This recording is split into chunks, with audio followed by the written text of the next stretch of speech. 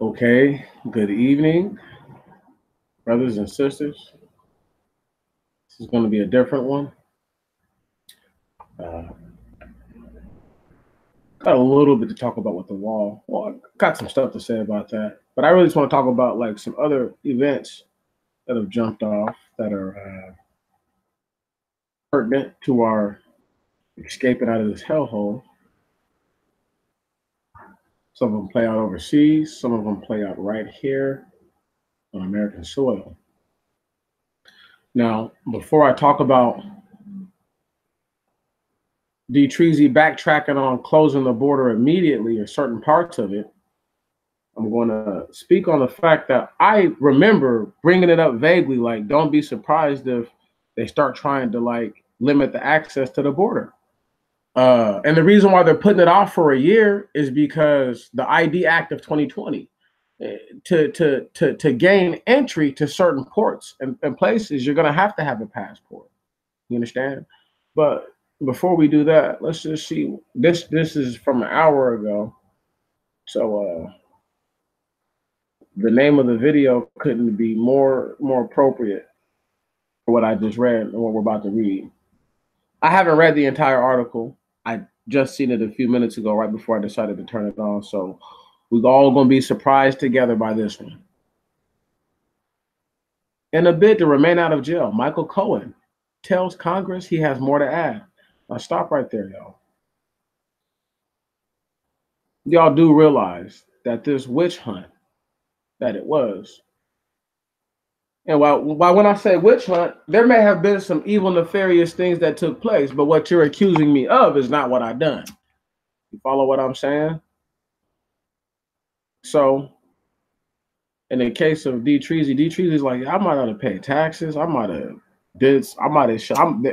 There might even be a couple bodies buried somewhere fucking with me.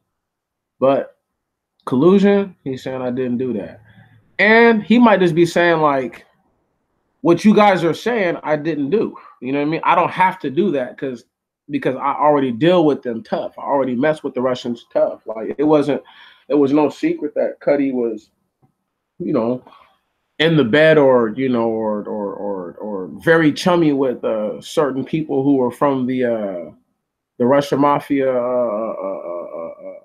spectra, if you will. Now, we're going to find out what Michael Cohen tells he has. He has more to add. It's probably not going to be right here what he has to say, but it's probably going to lean to it. Now, here we go.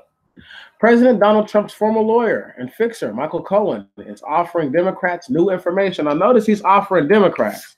It's not to Republicans. He's offering Democrats new information. Let's keep it pushing. In a bid to stay out of jail while he cooperates with Congress. Cohen's lawyers, Lanny Davis and Michael Monico, told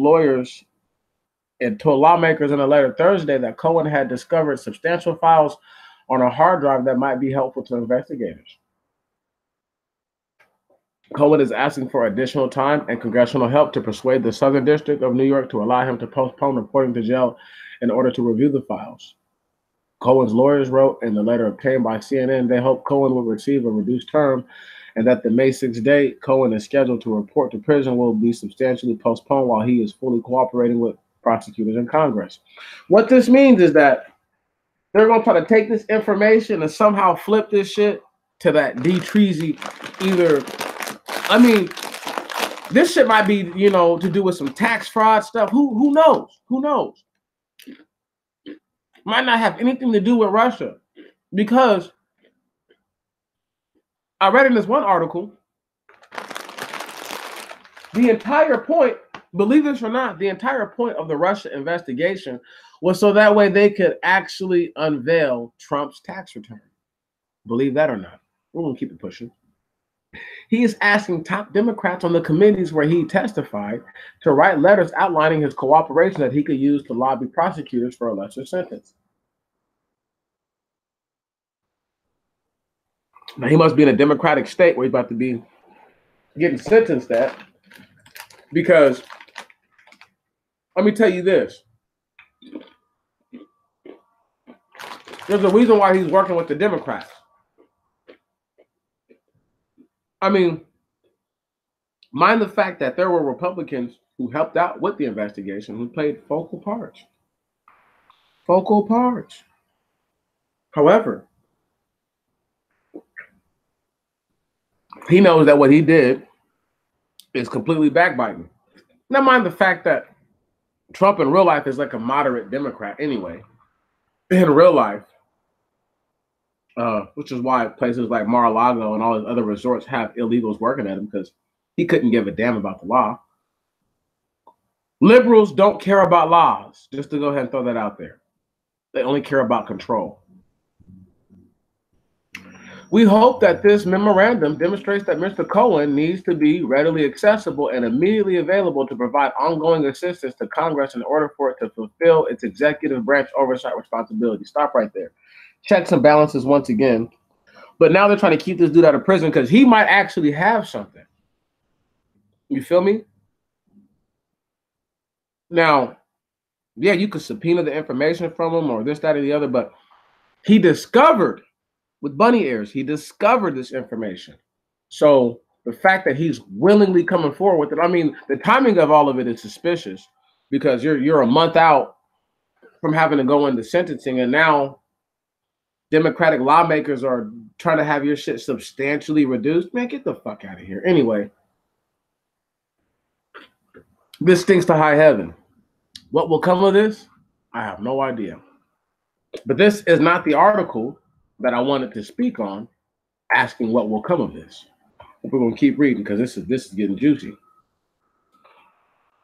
It says, Mr. Cohen was only recently able to access hard drive with important documents, the letter states. However, with 30 days left before he surrenders to prison, time is no longer a luxury he is capable of, Cohen's lawyer added. Cohen testified on Capitol Hill earlier this year and accused President Donald Trump of financial fraud and directing hush money payments to women alleging affairs. Once again, these are acts of immorality that I'm not sure constitute him being impeached. You follow me? All these things happened before he was the president. Now, of course, if it was founded that these things are totally true, I mean, just like that's like the whole Stormy Daniels thing, right? I couldn't imagine if Barack Obama, whether I like him or not, if there was, any kind of meat to a scandal that he was smashing on something other than Michelle Obama, what would have happened? I could only imagine. But let's just keep it pushing. Cohen was sentenced last year to 3 years in prison for financial crimes, campaign finance violations, and lying to Congress. He was originally scheduled to report to prison in early March, but that date was pushed back for 2 months as he prepared for his congressional testimony. It's not clear which committees received letters from Cohen or what they plan to do in response. The Democrats who lead the 3 committees where Cohen testified declined comment or did not respond to requests for comment. Cohen's attorneys wrote the letters were not sent to Republicans, but they were willing to do so if any were interested in the information he could provide. Republicans on several of the committees where Cohen testified have accused the president's former personal lawyer of lying when he appeared, including Cohen's statements that he never requested a pardon from Trump and that he did not want a job in the White House. Republicans on the House Oversight Committee have referred Cohen to the Justice Department to investigate. Cohen provided several financial documents to corroborate his accusations against Trump, including a $35,000 reimbursement check signed by Trump that was displayed during his public testimony. Cohen's attorney wrote that his testimony has sparked new requests for information and assistance from both Congress and New York state authorities. And now Cohen is claiming he had found a new hard drive that contains millions of additional files. Working alone, Mr. Cohen only had time to go through less than 1% of the drive, or approximately 3,500 files. Cohen's attorneys wrote, Mr. Cohen needs time, resources, and assistance to separate out privilege and personal conduct from these 14 million files to make the rest available for review by various congressional committees. When Cohen was sentenced in December to 3 years in prison, the Manhattan U.S. Attorney's Office did not give Cohen a cooperation agreement that could have helped reduce his sentence. Stop right there. See, all this right here is now starting to sound like because nothing was founded from all that bullshit, they're like, well, we're still trying to look out for him. These 14 million files could be kerfluffle bullshit that nobody could, he might not even ever have to actually fork over. You understand? and they may not make any of it public. So, I mean, and then he's talking about, you know, what's private, what's public, you know, privileged and personal documents. Come on, man. I mean, he could say after going through it, fucking 11, 13 million of them. It doesn't, you see what I'm saying? He could say anything less than 14 million, right? But more than, you know, I mean, just a little less than 14 million are all personal and privileged. And these few ones I can release. And they might be just a bunch of bullshit. Or it might be a bunch of stuff that is super duper personal. You know, that you're like, well, what do the other ones have on them? Because you're releasing some sensitive information with these. And all that stuff depends. But let's just keep it pushing. Prosecutors' statements in court, their sentencing submission, they stressed that Cohen shouldn't be considered a cooperating witness. Cohen did assist the special counsel's investigation, they said, but he repeatedly declined full information about the scope of any additional criminal conduct in which he may have engaged or had knowledge. Right. So he refused to incriminate himself. Okay. And they're like, fuck that. The Republicans are like, this dude didn't throw no dirt on himself. See, look, this is why you guys got to understand. This is why he didn't go to the Republicans, because the Republicans are already like, you're lying. And they're going to ride for Trump because he turned on Trump. Man, this shit is so deep. It said Paul Manafort took his lumps and Michael Flynn took his lumps. And you're supposed to have been his lawyer and his fixer. Oh, man, come on, man. Anyway, not good. Not good at all. Let me stress this real quick, y'all. This is about taxes. This is about Trump's taxes. Whenever you hear at the end of an article, they were worried about. He repeatedly declined to provide full information about the scope of any additional criminal conduct which he may have engaged or had knowledge. Stop right there. Talk about tax evasion, tax fraud. If you think that he got hit with tax fraud or some kind of fucking financial fraud, you don't think Trump has committed into something just like that? So it's just that type of stuff. And give me a moment to pull up this other article.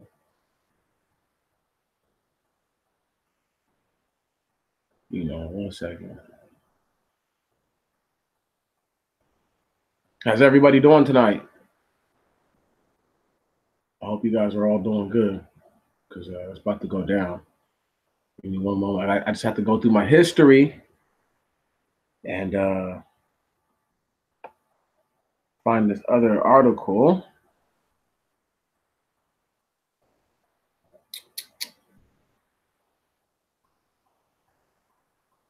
No, we're not going to read that one about that.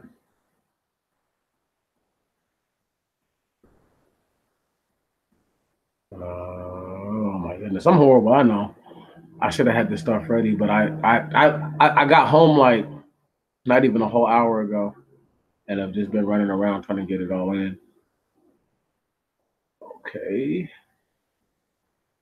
Where is it at? I know I'm close because I'm looking at some stuff that was just. Here we go. Damn.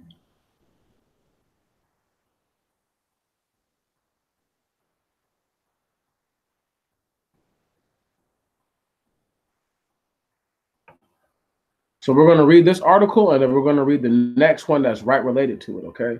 Because this shit is important. I want y'all to understand what exactly took place with these jokers, because they'll tell us it's one thing, but really it's another.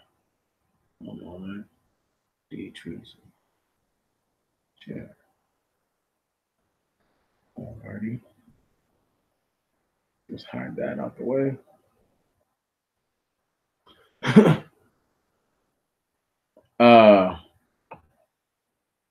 I'm gonna read a bunch of this stuff because it's crazy. I need you to understand. As this border situation heats up, the border towns, and I'm not sure if you guys are aware of the violence of the border towns, but you can ask Andre. They don't talk about it as much as they should, but when they do, man, there are some gruesome murders that take place down there by those border towns. I mean, it's horrible. It's horrible. And they'll tell me and you, nothing to worry about. On to the article. Now, this is a day ago, okay? No, a whole 24 hours ago, Trump was feeling way different, okay? Wait for this to load up. Come on. I would like to read more, please. Thank you. Give the internet a second to catch up, y'all. It's acting super funny. Can I get some love in this joint, man? Oh, gosh. Let me try to reload it.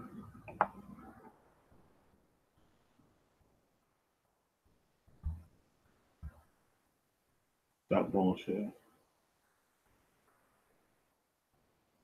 To shut down the southern border, as his Homeland Security chief describes the situation as a Cat 5 hurricane crisis.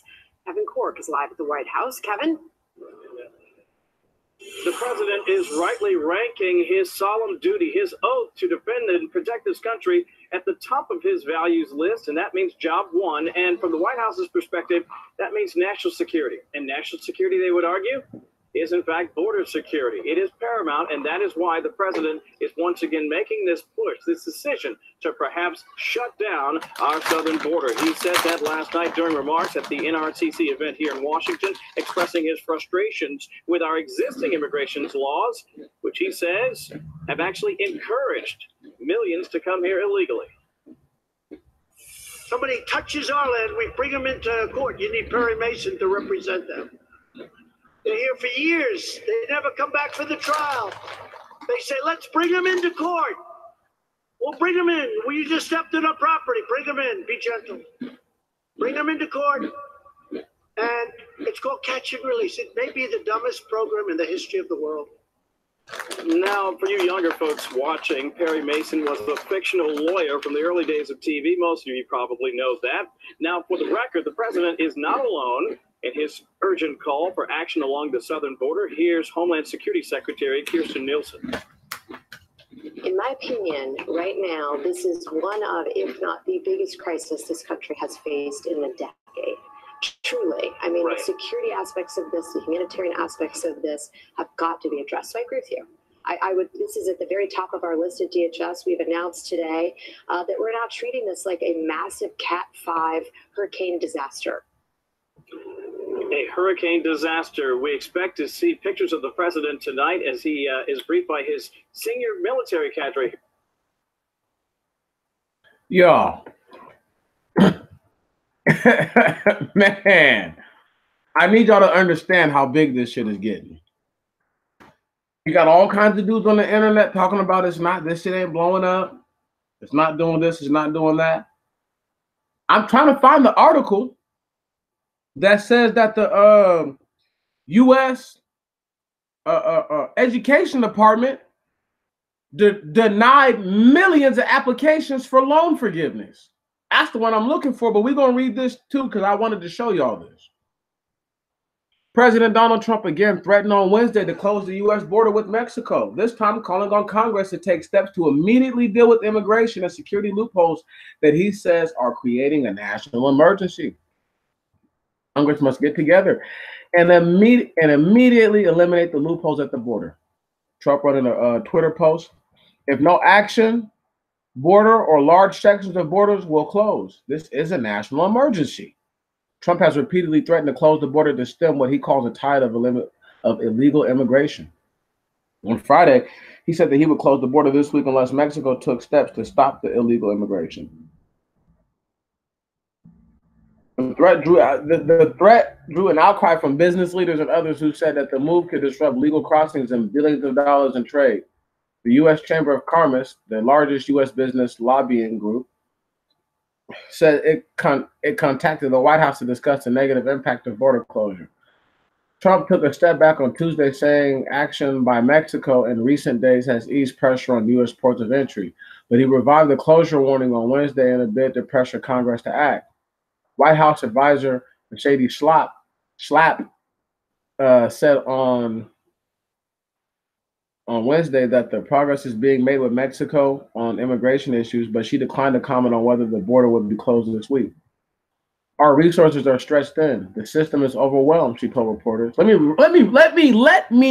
repeat that to you. Our resources are being stretched thin. The system is overwhelmed, she told the reporters at the White House.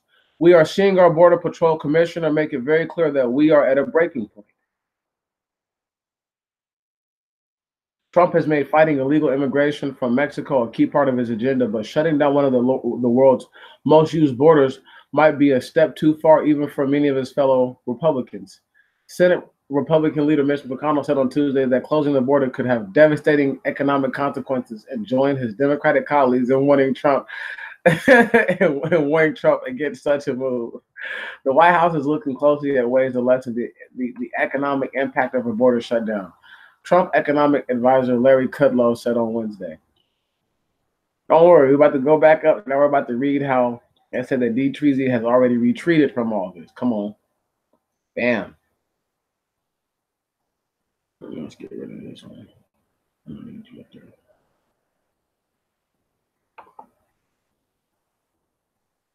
Trump retreats on threats to close Mexican border, offering a one-year warning. Uh-oh. This is 1 year for y'all to get your money right.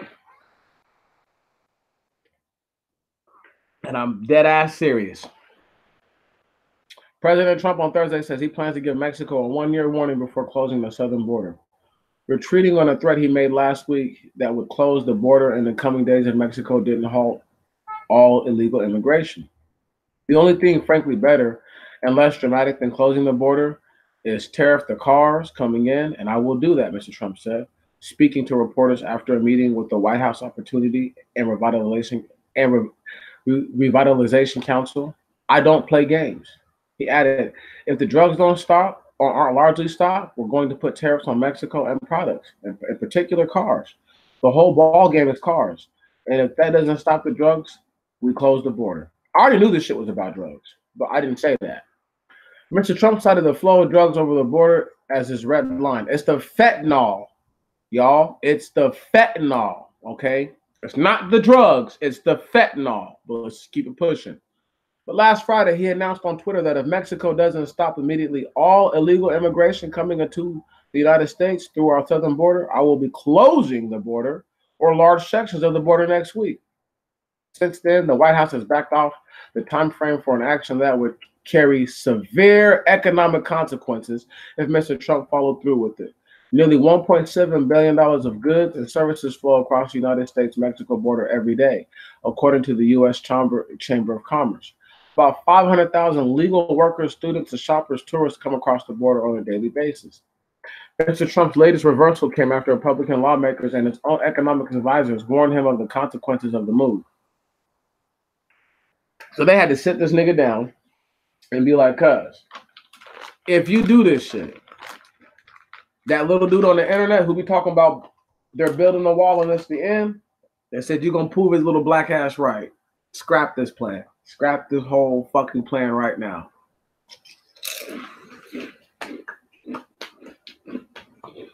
I'm trying to tell y'all, we could be living in what could be the end of our fucking suffering here. Excuse my language, but I'm tired.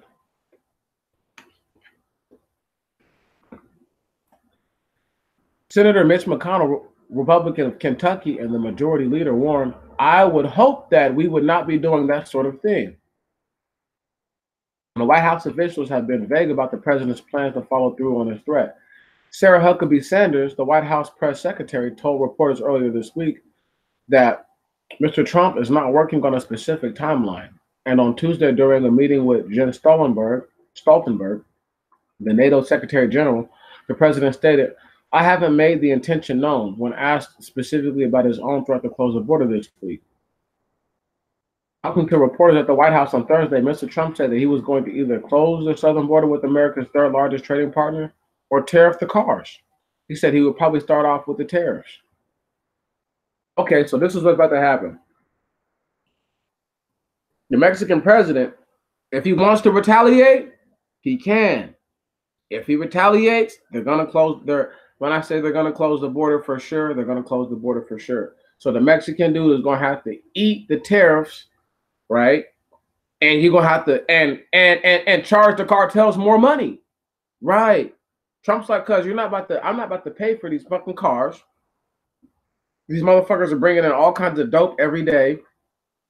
They line your pockets. And what? Oh, hell no. No. See, it would be different if the white boys controlled the flow of the dope, all of it. We wouldn't even be hearing about this shit. But because they can't control the flow of the dope, there's an issue. But let's just keep it pushing. The president is scheduled to travel to Calexico, California, on Friday for a photo opportunity with the newly fortified section of the border. Come on, I will be trying to watch that tomorrow. While Trump backed off his threats to immediately close the southern border, the Department of Homeland Security has reallocated officials working at the ports of entry to handle a surge of unauthorized crossings by large groups of migrants. Christian Nielsen, the Homeland Security Secretary, said on Monday, the move has resulted in long delays and increased traffic at ports of entry. What they've done is they've slowed down the flow so greatly that they can have it to where Border Patrol agents can run around freely at other parts of the border that are normally easily made for crossing and hope to stop migrants from coming in. That's the idea. Keeping it pushing. Ms. Nielsen has also permitted Customs and Border Protection to reallocate as many as 2,000 officials from the ports. The move comes as Central American families have crossed the border in recent months in search of asylum, leading to an overflowing detention facilities and mass releases of migrants into cities along the border. Come on. The border cities are in trouble. Y'all just don't know. Y'all just don't know. Y'all just don't know. It's about to go down.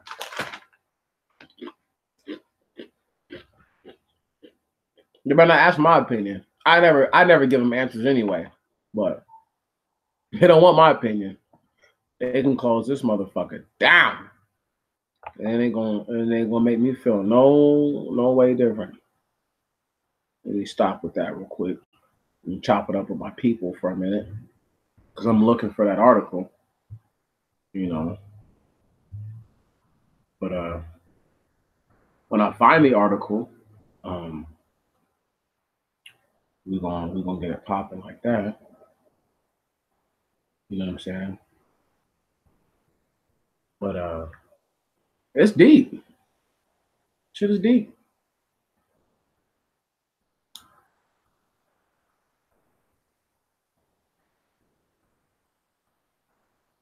I don't know what y'all talking about, but I hear I'm reading something about taxis.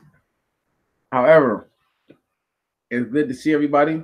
Glad that you guys are commingling with one another. I really can't say what the hell's gonna come of all this stuff, y'all. I don't know. You know, I don't know. I don't know what's gonna come of any of this. You know. In about 2 minutes, I'm gonna look for that damn link. I'm trying to tell y'all. When I seen the Department of Education had denied millions of applications, oh man, I said, yep. Niggas about to find out I have not been tripping. But it's gonna be too late by then. You know what I'm saying? It's gonna be way too late. And I'm sad. Cause shit, I've already said the most important parts of what needs to be said. You know, if you have student loans, make sure you put some money down on those things ASAP. It's weird. As soon as I started to talk about this stuff, I was talking about the student loans getting out of hand before there was even like articles about it. Because I've been paying attention to what's been going on, listening to other folks. It's the scariest thing in the world, y'all. Do you know how many young black men and black women owe this government money? You follow what I'm saying? Like, there's a lot of young black men and black women who are in debt, and who's going to help them? You know what I mean? I'm not saying that I can't help them, but I'm just like, I'm not in a position to. So, who's going to help these young men and women? You know, I just want to know, because it does matter. Give me one moment. Looking for it right now.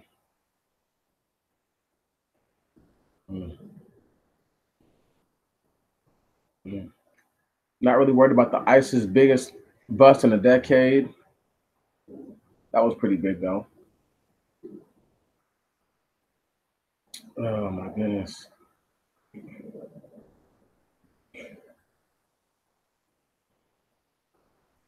And this is the most painful thing, you know, because I should have just made it a favorite page and I wouldn't even have to do this. Here we go. Boom. This is about to break a lot of people's hearts.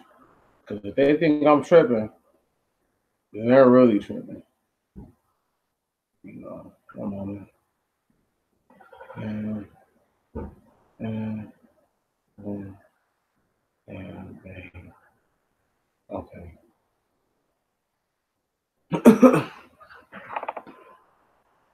Hide that out the way.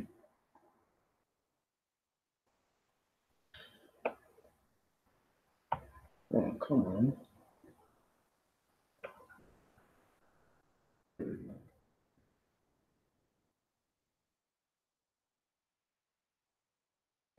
Now, just in case y'all didn't see the headline, Education Department rejects vast majority of applicants for temporary student loan forgiveness program.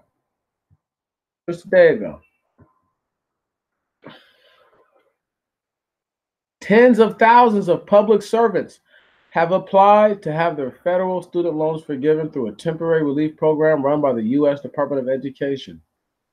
Fewer than 300 had success. Stop right there. So that means the millions of young men and women who have applied for that same relief have been turned down. Come on. Because these are public servants. These are people, police officers, firefighters, congressmen even. Okay. Now, state congressman and not just like a city council person is making enough money to pay off their student loan. But somebody who's just working for the city, depending on how they handle their money, they might be, you know, in a little bit of a bind.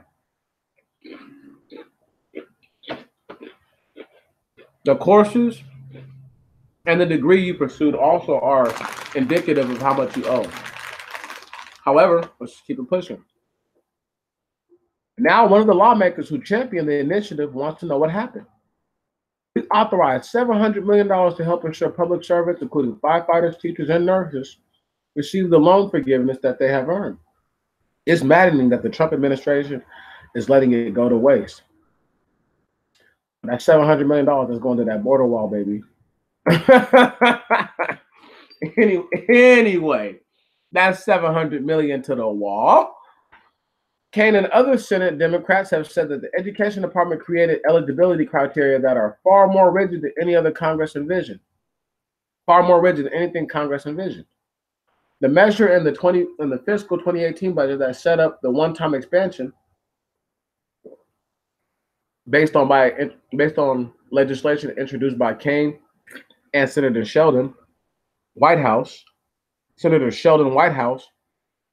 a Democrat of Rhode Island, directed the agency to develop a simple way for borrowers to apply for forgiveness. Instead, lawmakers said the Education Department has restricted access with the litany of rules.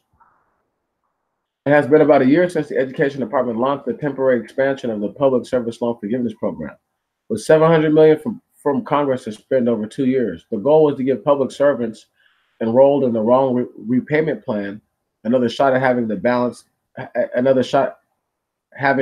of their debt erased after 10 years of on-time payments. Did you hear that?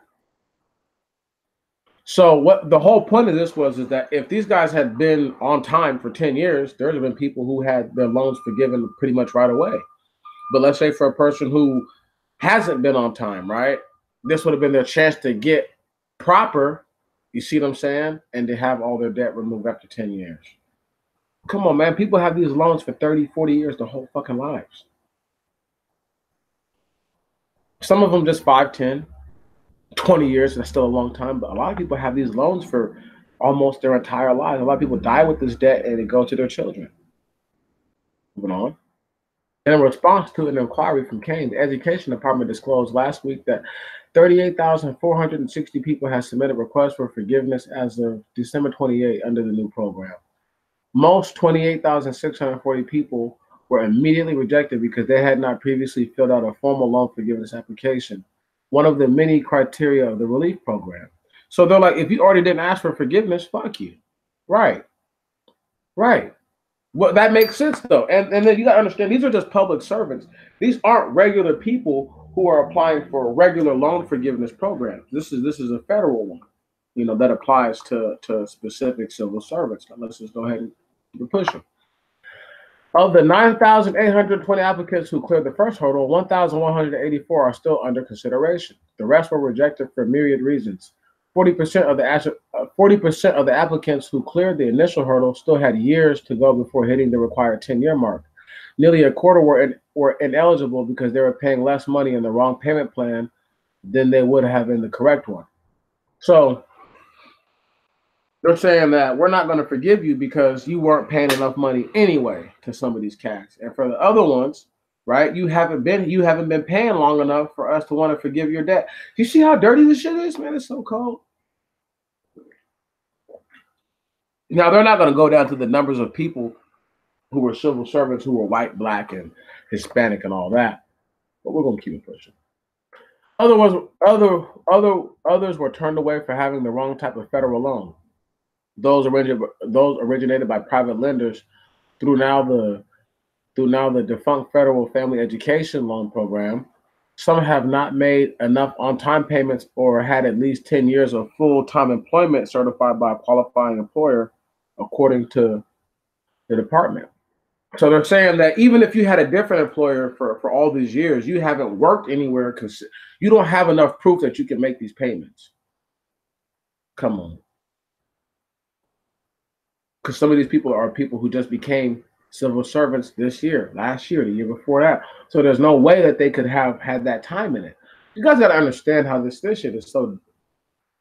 But they bang them out. They're banging out these bureaucrats and these public servants so that way regular people know what's coming. If they're fucking people who work for the government and through the government, don't think that they're not going to fuck you too. The department thoroughly evaluates, approves, and denies requests for consideration for temporary expanded loan forgiveness based on the criteria established. Education Department Liz Hill said in an email, only 262 people have jumped through all the hoops required for the loans to be discharged. A total of $10.6 million in student loan debts have been forgiven. A small fraction of the $700 million provided to cover canceled loans. We were talking about thousands of people who have been given a decade of service to our country, and the Education Department is leaving them out to dry. Oh well.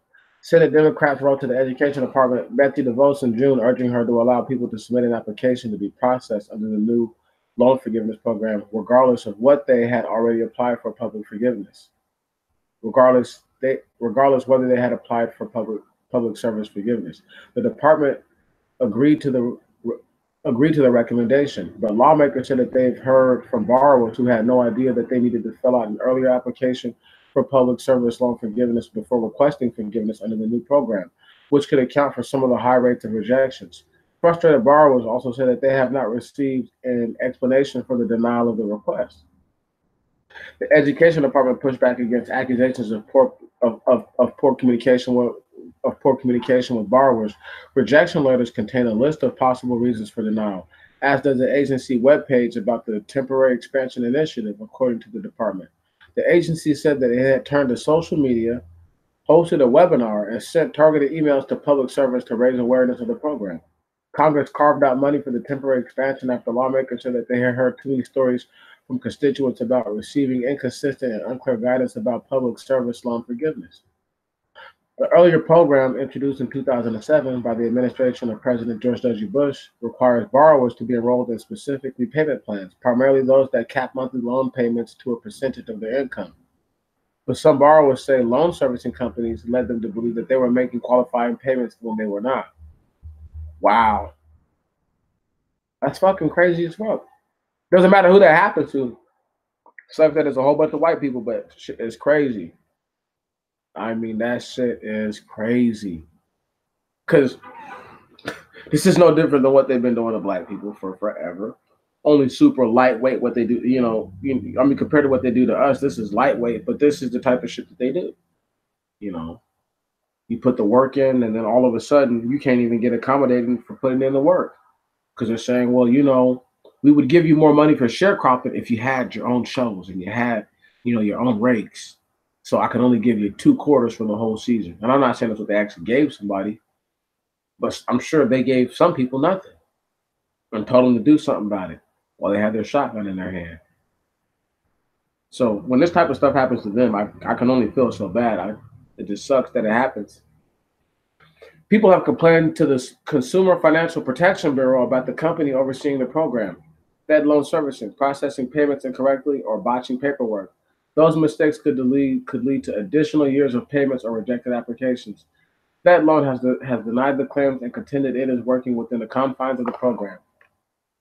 Nearly 99% of the applications submitted under public service loan forgiveness have been denied for many of the same reasons. The Education Department cited in rejecting requests under the temporary initiative. Well, once again, let's just go back to this affects millions of people. If they're not going to forgive these are people who are public service, yo. Okay, let's read what they said in quotes. Firefighters, teachers, and nurses. That's not just them, though. There's other public servants. Understand, if they didn't forgive these people, what makes you think that they're going to forgive you or me or somebody else who's not a public servant? Right. They have no reason to. And that's my point, is that we have to pay attention to what's really going down. You know what I'm saying?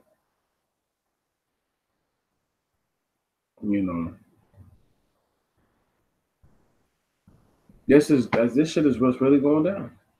Really, really. This is what's happening.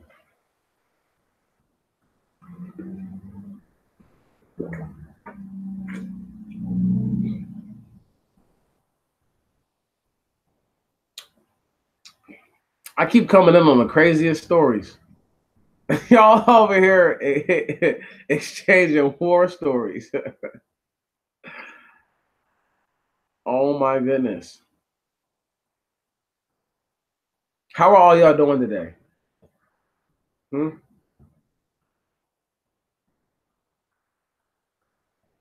How's all y'all doing? Y'all good? Y'all all right?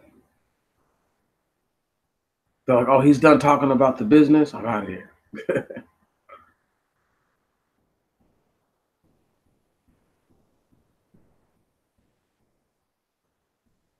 I'm good, Martin. I'm just living, letting the delay of the internet catch up with y'all so that way we can have some dialogue real quick. Shit is deep, but I don't even think people even understand. Y'all might, y'all been talking, so I don't know how much of me talking you've actually heard. I know you can hear me, but you're doing your own thing. So it's like, anyway, what I just talked about was super huge. That debt forgiveness, that's probably the biggest thing that I've talked about in a long time. That debt forgiveness is epic. Do you know what that means, y'all? That means regular Joe Blow Schmuckatelli not going to be forgiven. That's a fact.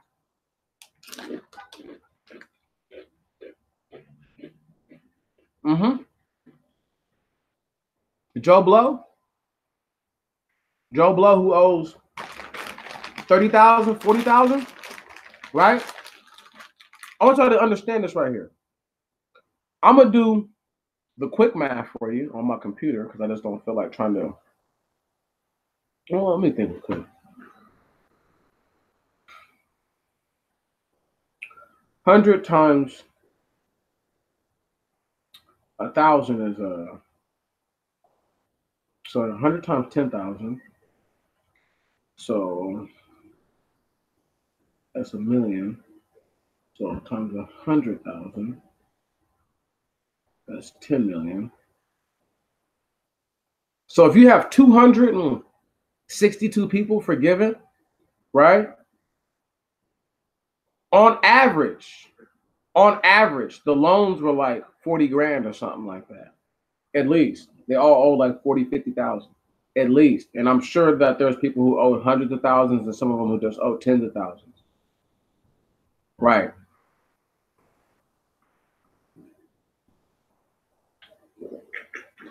You got to think there's still $690 million out there of debt forgiveness.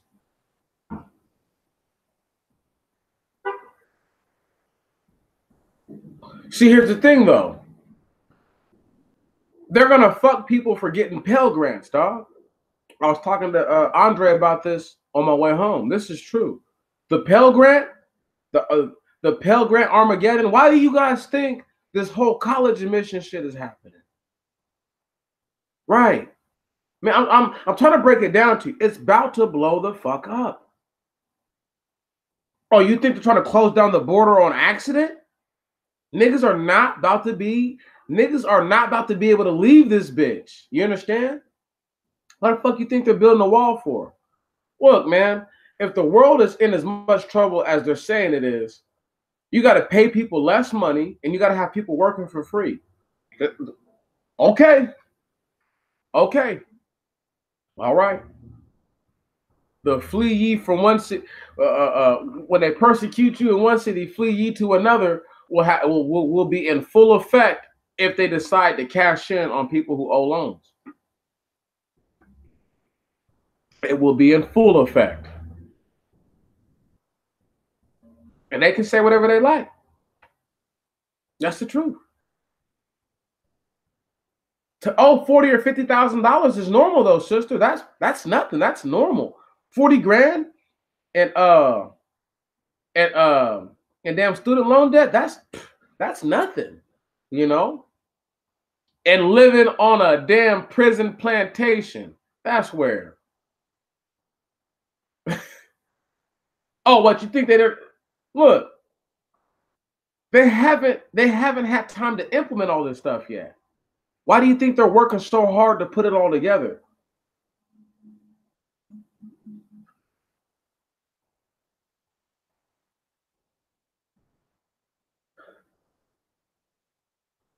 I'm just saying. People don't want to hear it, you know. This is real. Now people talking about, you know, what does that have to do with the border? Dog, if I build walls and make it to where ports of entry are harder to get through, you can't go to that border if you don't live up north.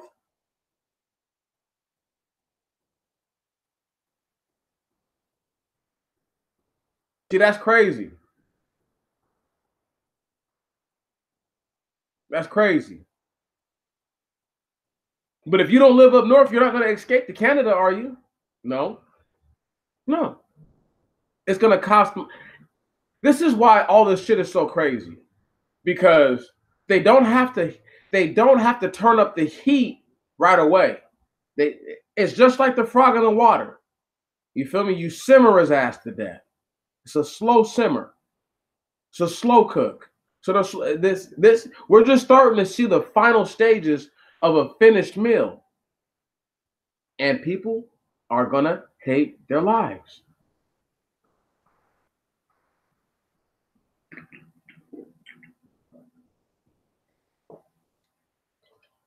You think Trump needed their permission to shut down the wall? He could have just done it.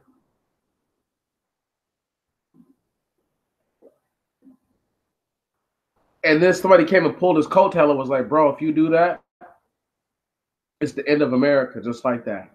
We're fucking done. $1,000 a month in student loan debt to have almost half of it or half of it taken away in damn interest. It's not worth that. Not worth that. Now I'm about to do something I don't normally do all the time. I do sometimes in front of y'all. I used to do all the time, but I've gotten better with myself. But R.I.P. to my nigga Nipsey. You understand? And I'm about to blaze one for him. You know, because I had a long last couple days because of that. That shit brought me down to my spirits. My Eritrean brother is no longer with us.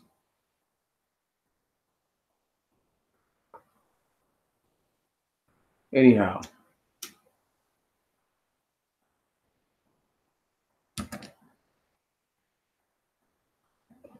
Our whole situation here is about to get really out of control. Really about to get out of control.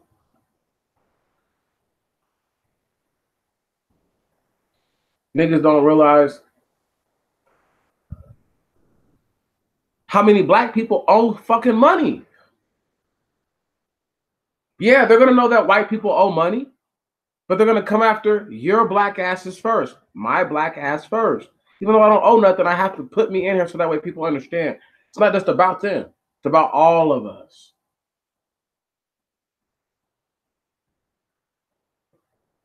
Oh, what, do you think when they're coming after that student loan money, there won't be cases of mistaken identity? The guys are like, I'm not this person. I'm not this person. I'm not this person. They just take them to jail and lock them up. Don't fingerprint them. Don't do nothing. Come on.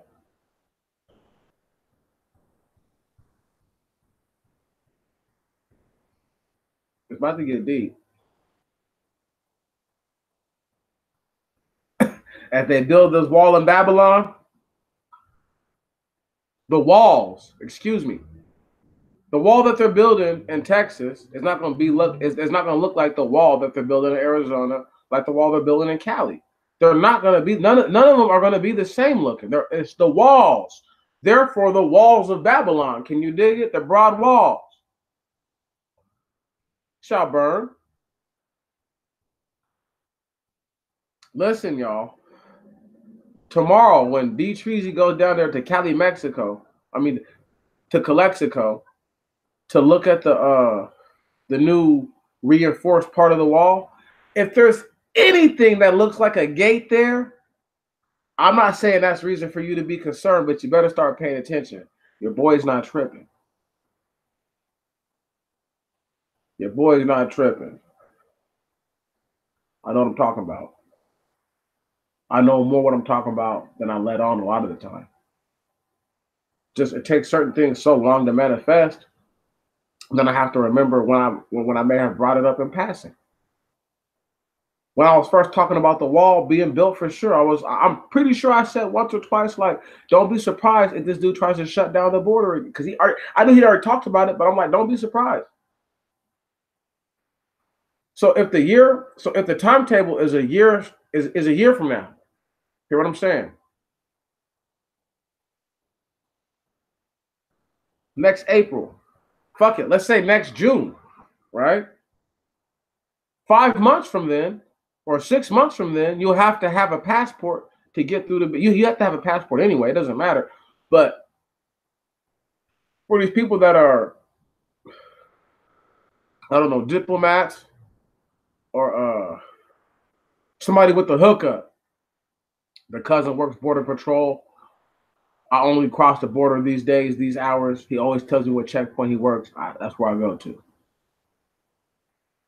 You don't know. You feel me? Because you're not that person with that hookup. So you can't really say that doesn't happen. You don't know that. This is the problem with a lot of black people. Is because they don't know, they go with the most base thing that is presented to them. I can't blame them. I'm the same way. I'm going to take what you offer me first. But at some point, I have to question what it is that I'm being versed with. I have to question it. There's no doubt to it. Look, man, let me pull this up. I'm not even going to share it with you. I'm just going to read that part right there where it says, we authorize $700 million to help assure public servants. Stop right there. Y'all don't think that they're going to take some of that money and put it to the wall? You don't think a part of that 700 million has been used on the wall? Are you serious? Are you really, really serious right now? That's the type of shit I'm saying. That's an incredulous thought. Okay?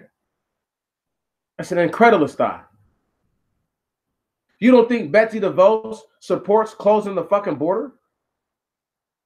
You don't think she supports locking up everybody who owes just one penny?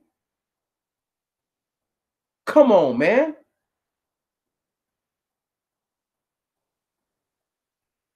If we are the last to get hired and the first to get fired, you know, when they start to turn up the heat for some shit that's adverse, we will be the first to feel it.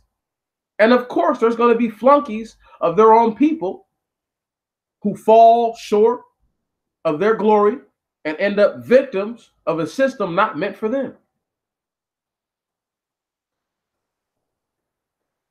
That's the truth.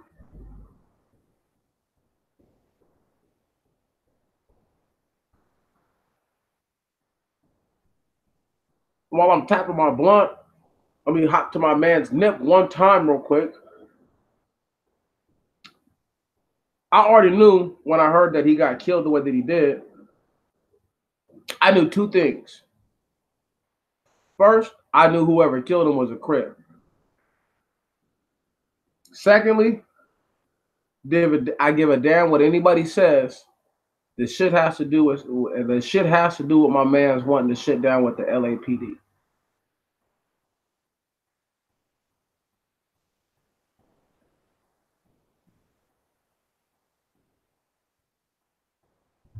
I hear you. It's because of a lot of things, bro. They want to say it's just a little jealous dude who killed him, but it's more than that, my nigga. You feel me? It's more than that. Nigga, the whole world felt it. The whole world felt it, my nigga. This is a true story, though. When XXXTentacion got killed, people didn't feel like that. You know what I'm saying?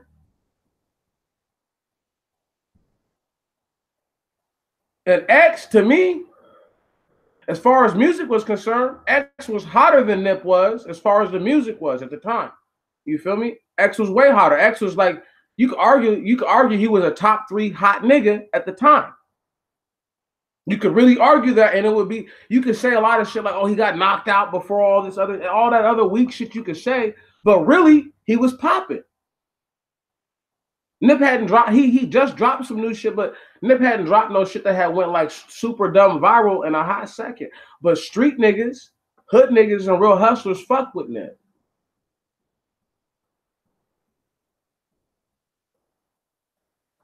Man, the repercussions are going to be felt in a lot of places. It's going to fuck with how Africans fuck with niggas, though. Understand that. This whole situation is fucked with how Africans are going to fuck with niggas. You know?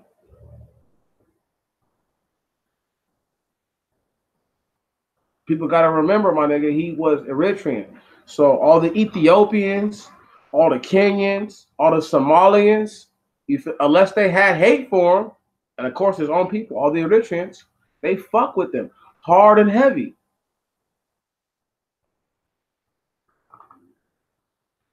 When Nip got killed,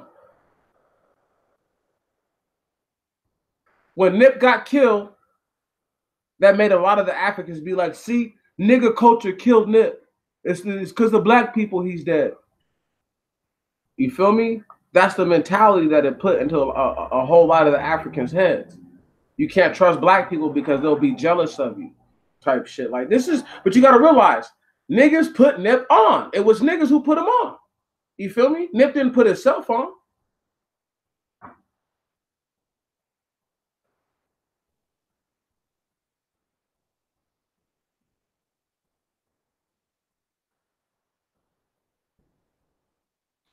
But Bloods didn't kill him. It was a Crip nigga that killed him. Yeah, see, that's what I'm trying to tell y'all. See, I've been fucking with Nip for really like a whole decade. Really like a whole decade. I've been fucking with Nip for a minute.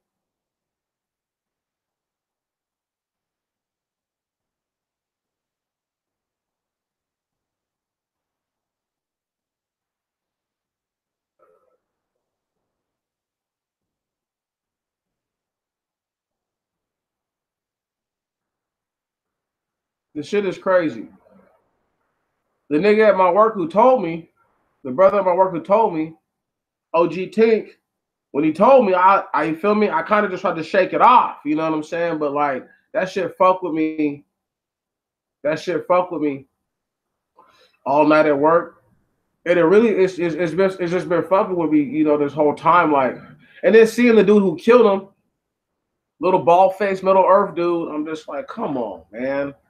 You know what I mean? It's sickening.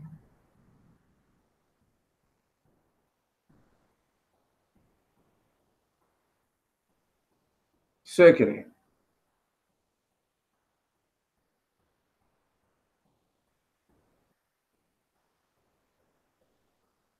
I had to blow him for him, you feel me? I had to, you know, some of that Pelly, you know. I'm hella sad. But you know what though? I told niggas, you feel me, something might happen to bro when he had opened up the new store. You know, I was telling my nigga Jeff, my roommate, I was like, man, I had a bad feeling, you know. When he opened up the store, I just had a bad feeling. I was like, there's niggas out there hating on them already. You feel me? He just opened up way more hate, you know. And I'm just sad that that it was like that, you know. Man. This the whole thing just has me so angry that niggas wasn't on guard for my nigga. Just there's so many different situations. You know what I'm saying? You know, and this is just more proof that you have to have people around you who will not only take a life for you, but lay down their life for you if you're that important. You know what I'm saying? It's really that legit. It's that true. You know.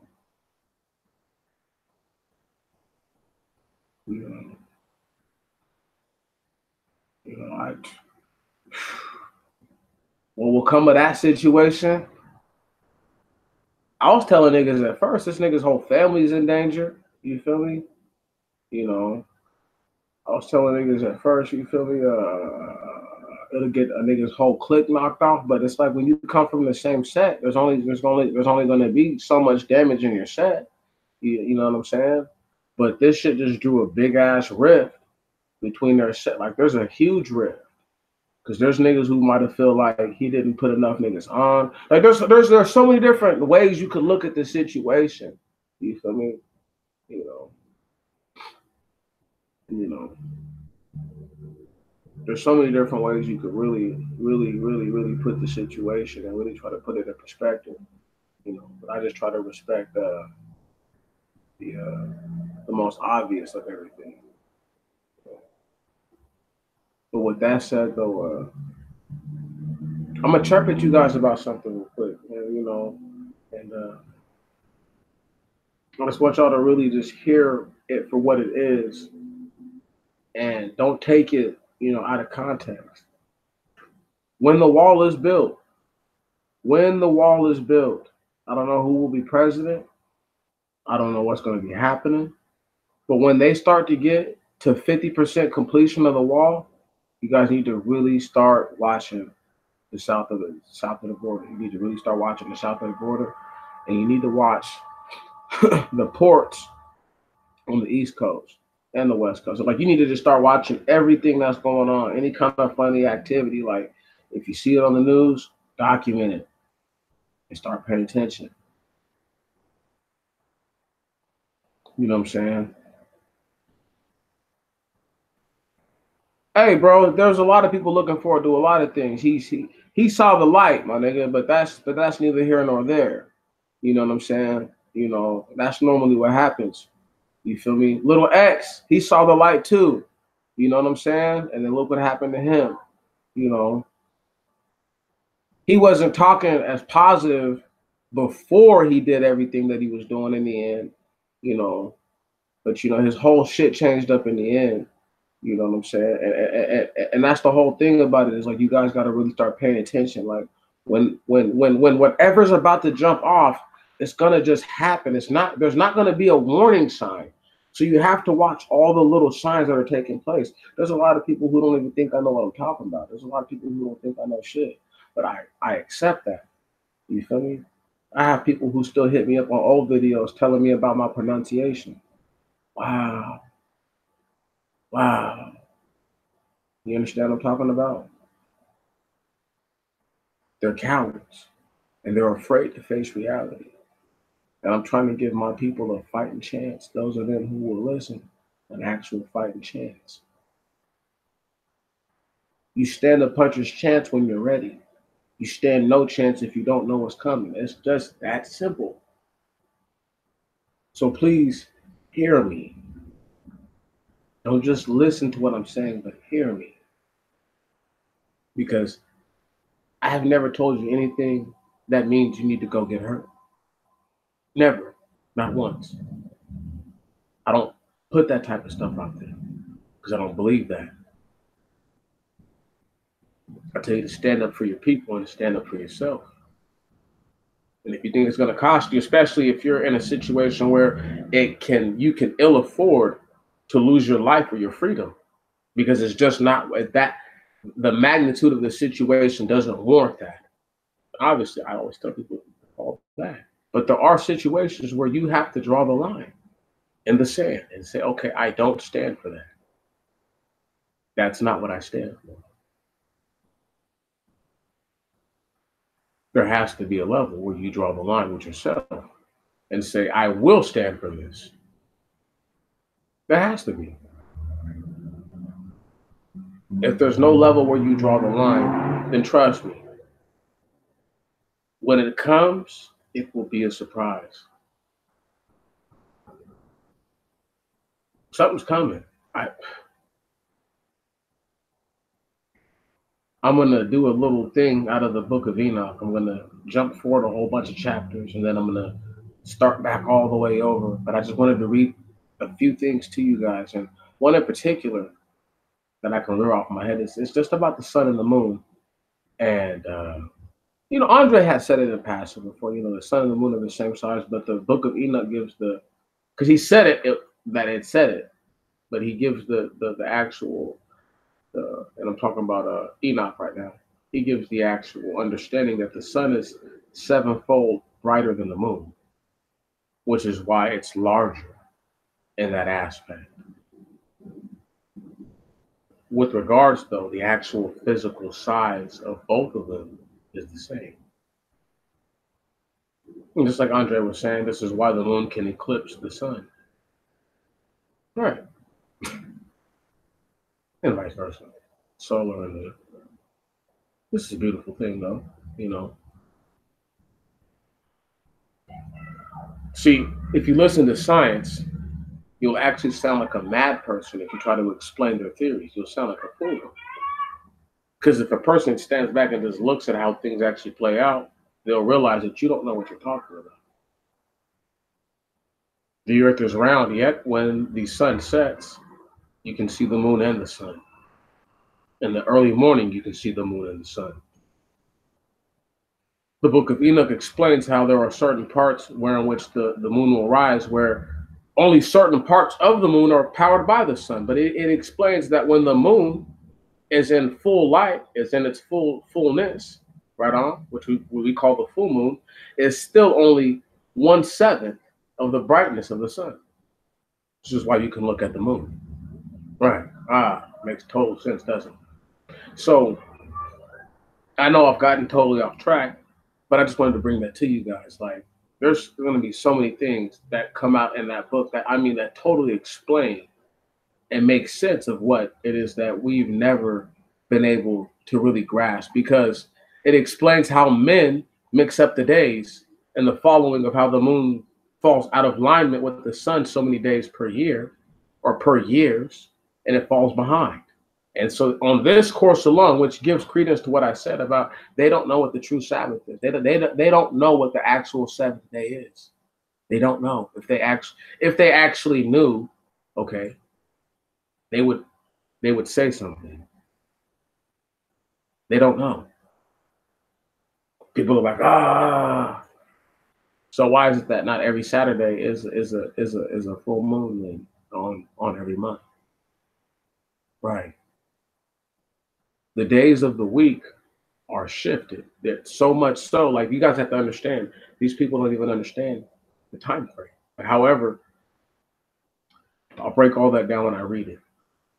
What is to come for us right now, what will come of all of the things that you're seeing, I have no idea. I wanted to pull up this little thing about China, if I can find it. And if I can't, I'm not going to worry about it. I'll just find it and read it and upload it tomorrow. Because I've been talking about China's economic situation for a long time. They're not in as great a shape as everybody thinks they are. I think I may have figured out why President Xi was like, yo, we got to get rid of this whole election stuff.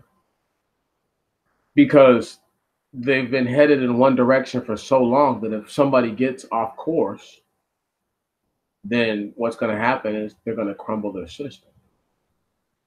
It's not time. You can't have a young progressive or a young anything like that, somebody who's thinking totally different, coming in right now. The beating of the drums over here by Donald Trump should let you guys know exactly what's going on. This is the great horse and pony show. Something has taken place that they don't want us to know about. I don't know if it's going to be a silent fall or what, but it's going to be something. I mean, it's funny. It's really funny. You know, the Chinaman is trying his best to take over, but even he is feeling the pressure of just understanding of what it's going to really mean to not just to police, but to be in charge of a world at this level, at this scale. Did you hear about something? It's okay, man. I mean, they're grown, bro. You know what I mean? But if there's prophecies that speak to being able to see the moon at a certain level or whatever, because I know the moon's going to be red that day. That's just nothing. That's just whatever. No, I didn't hear about none of that nonsense. I don't even worry about what they be talking about, bro. You know, like,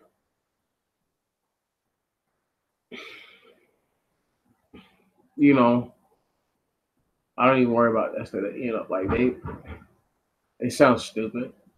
You know, like if you read the Book of Enoch, like you'll understand like how ridiculous they sound for talking about outer space. But that's neither here nor there. You have it, so you should really sit down and just really look at it and really read it. Because there's a high holy angel who's in charge of the luminary system.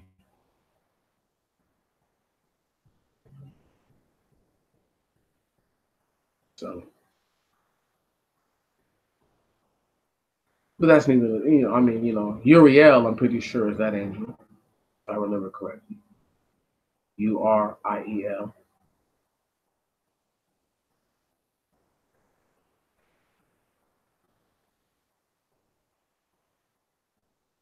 Yeah, about 99% of them, about 99% of the time.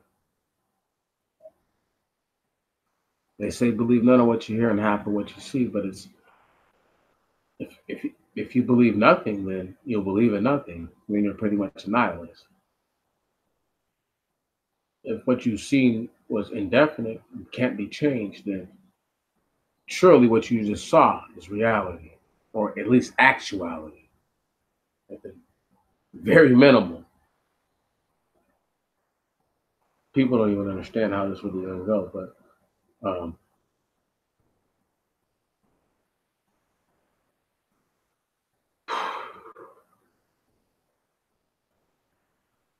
I'm gonna pull up this other thing I had in my history. I'm gonna read this to you guys. I wasn't even gonna bring this up just because it's some of this stuff is depressing that I read about, but we have to do it because you have to know what they're trying to come with.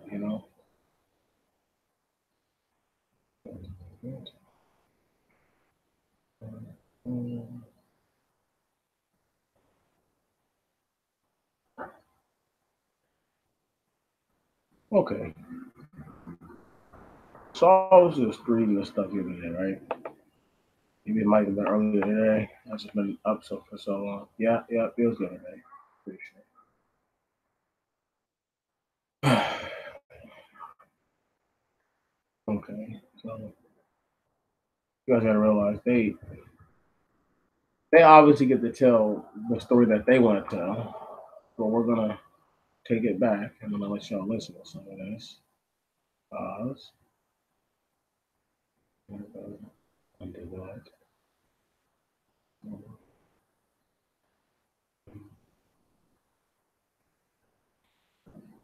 And, and,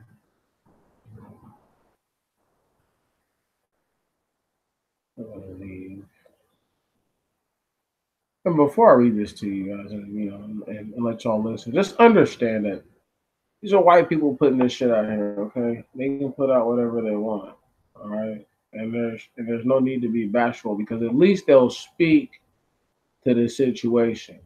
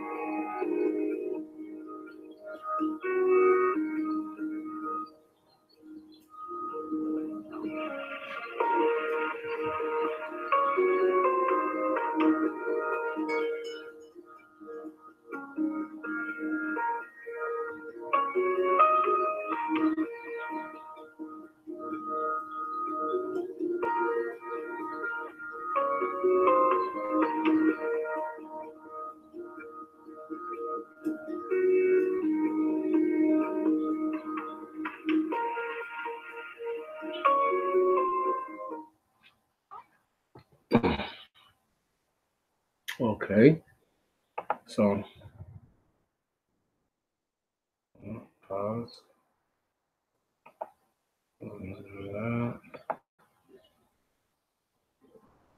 Stop it. See, there we go. So,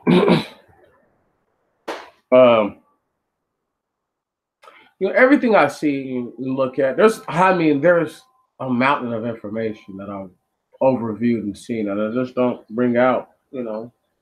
Um, but I see this, and I wanted to speak to it because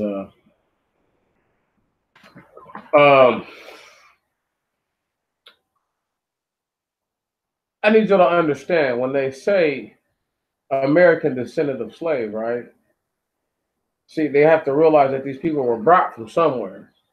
You dig it? So when I say I'm from the turf, I mean that, right? I was born here, but there was people who were brought here. Now you need to realize that for a person like her, right? Any of that, any of these dudes, you know, foundational Black Americans, whatever these dudes call themselves. Okay, check it out. They come from somewhere.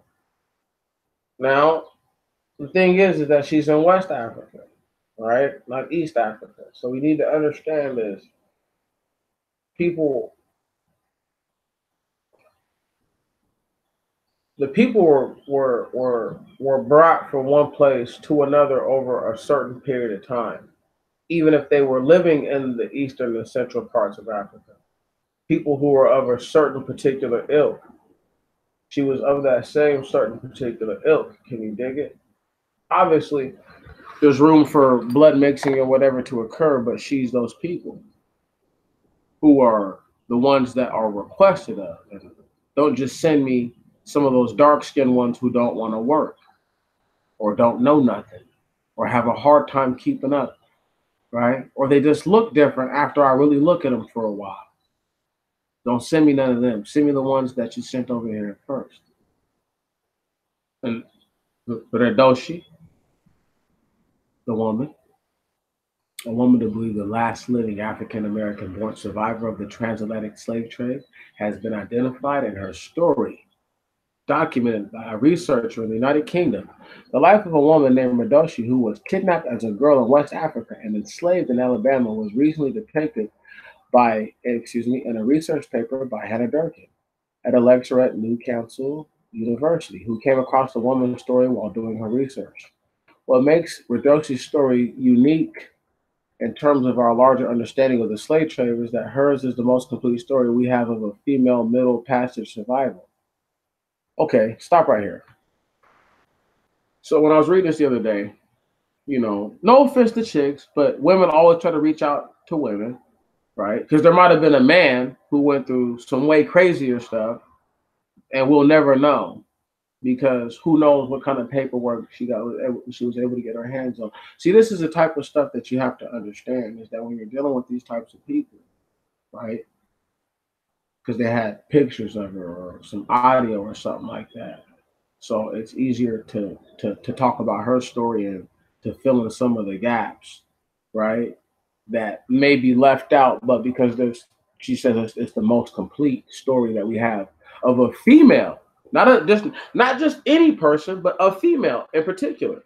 So how do we know for sure that this is the last person? Right on. You know, but this is just that's the same objectivity I had to it. I always feel that way whenever white people say something, uh, because they're saying that the one guy was the last slave that they knew about, and I'm like, so how did they know that she was really born in 1848? Like how does she know any of this? You understand what I'm talking about? This is just speculation. It'd have been far more respectful for the woman to have just spoke on the lady's story and to not try to have lionized this one story, because then you diminish every other story, and especially the stories of what men went through. Okay? You know what I'm talking about? I'm a man. I'm not a woman. No offense. So I think that when I read this type of stuff to you guys, just take it with a grain of salt and don't feel like, oh, this is the end all to the last slaves that were brought here, because this is just what she says. There's no way of telling when they brought the last person from Africa here to be a slave. Okay? If they brought any Africans here to do sharecropping, they brought them here, man. Anyway, the shit is crazy. Let me just keep reading. Durkin believes Redoshi was born around 1848 in what is today the country of Benin. In 1860, Redoshi, who was 12 at the time, was among 116 people and children, young people and children, abducted and taken to the United States on the Clotilda, the last slave ship to arrive in the country. Now, how she knows that for sure, I'm not sure. While on the ship, Redoshi was forced to become a child bride, and finding that Durkin called horrifying and said really highlights the abuses she endured. Okay, here we go.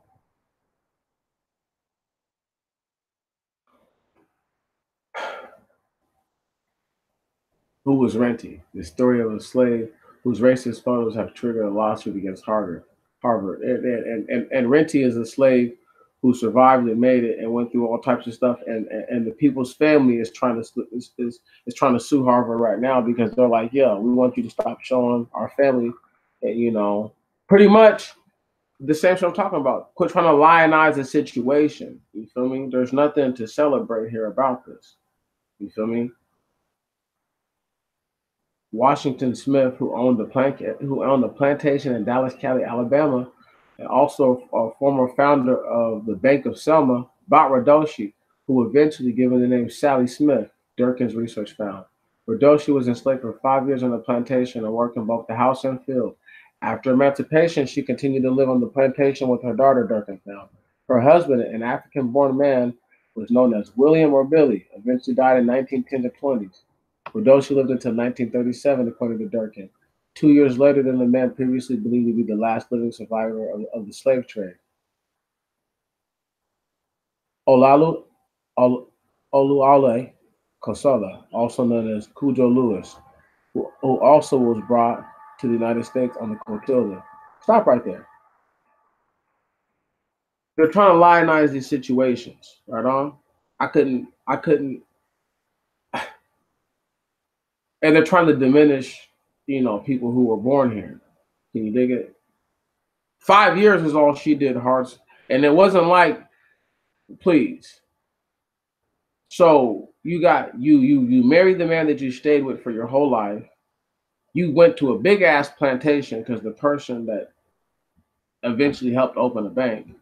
You were a slave, but what black people weren't slaves at that time unless they were born in the North or escaped to the North.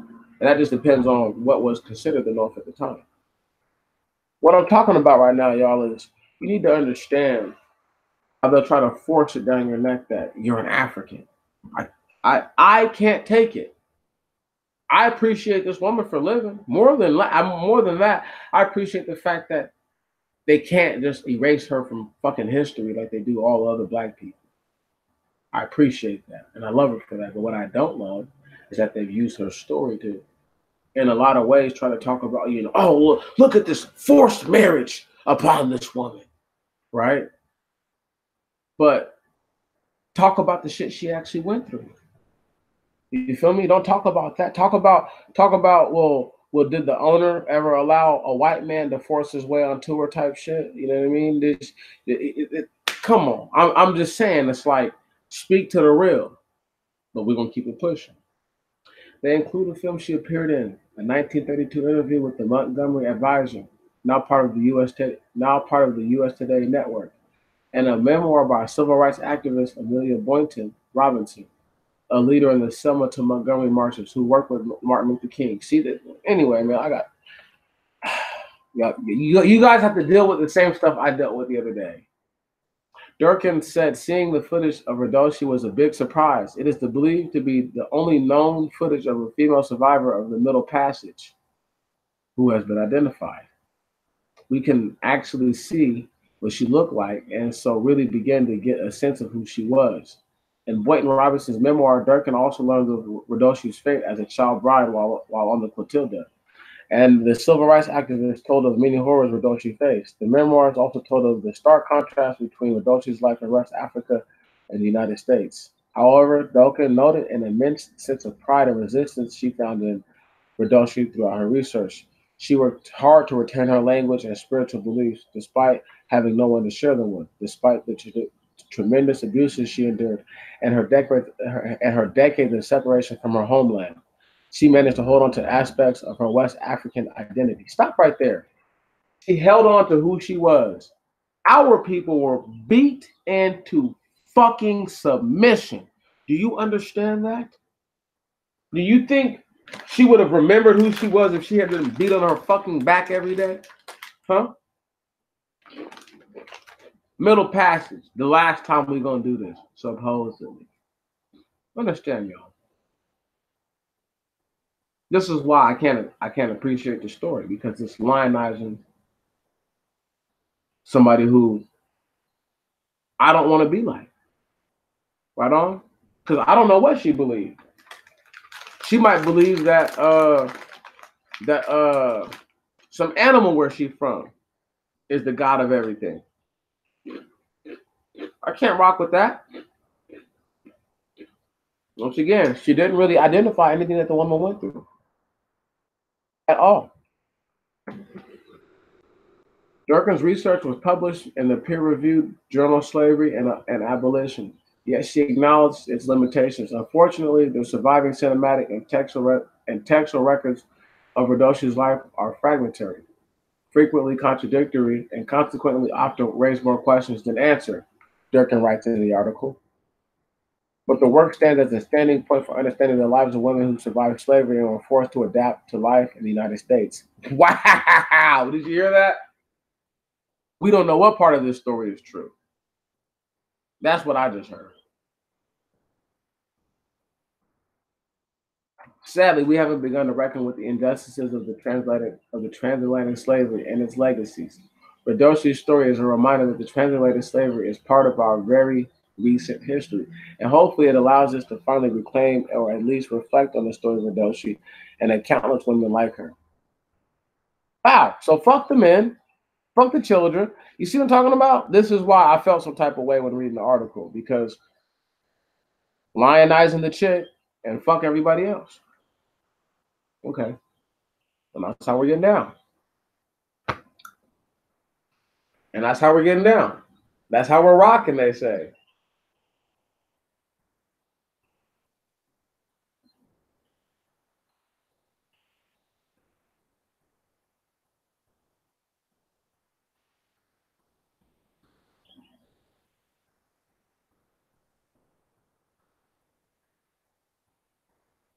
Oh, that's because his dirty ass was he probably had people who were in on the slave trade, dog. Okay? Okay? I don't trust none of them. Not one of them. Well, I fuck with a few of them, and I trust a few of them. But if they're talking about their Igbo and all that shit, you got to prove yourself to me, dog. I'm sorry.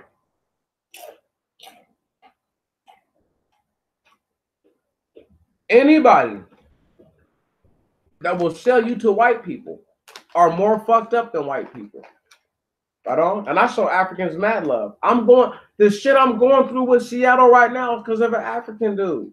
Okay? Because he found a fucking wallet in the club and they called him a pickpocket, and I know he didn't pickpocket nobody. I'm going through some shit right now. Because I don't discriminate when I see that you're a person of color. I don't give a fuck if I know your genetic shit is different than mine. But anyway, I'm going through some shit over there right now. Real nigga shit.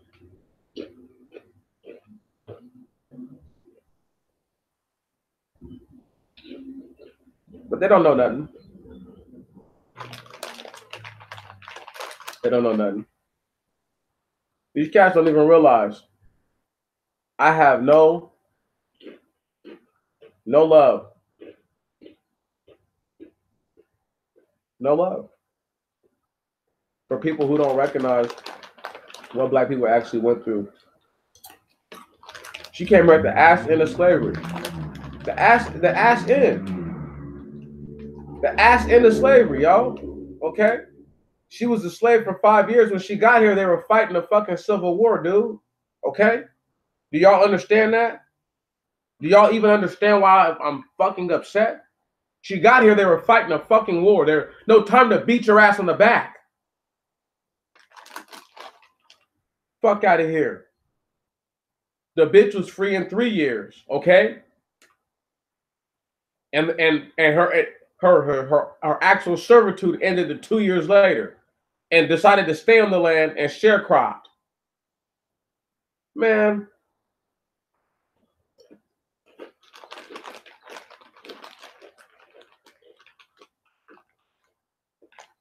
They brought different tribes there. That's why nobody shared her exact different spiritual beliefs. And because motherfuckers speaking different dialects and tongues, nobody spoke her shit. Right.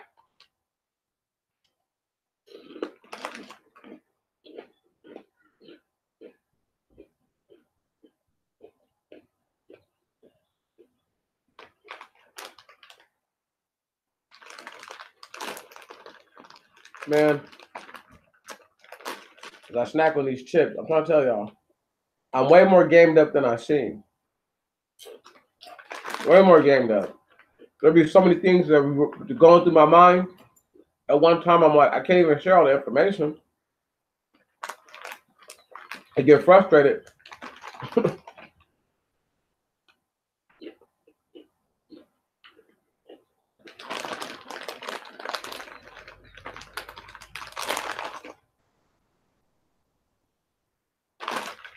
Sally Smith got pinched on the booty by a white man.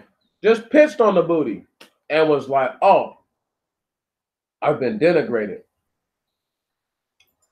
There was chicks who had trains around on them all night. Biblical style till they died when they got up type shit. And this chick is the fucking one that they lionize. Man, I will fucking punch Sally, whatever, Hannah Durkin in her throat, dude. Stupid ass chick.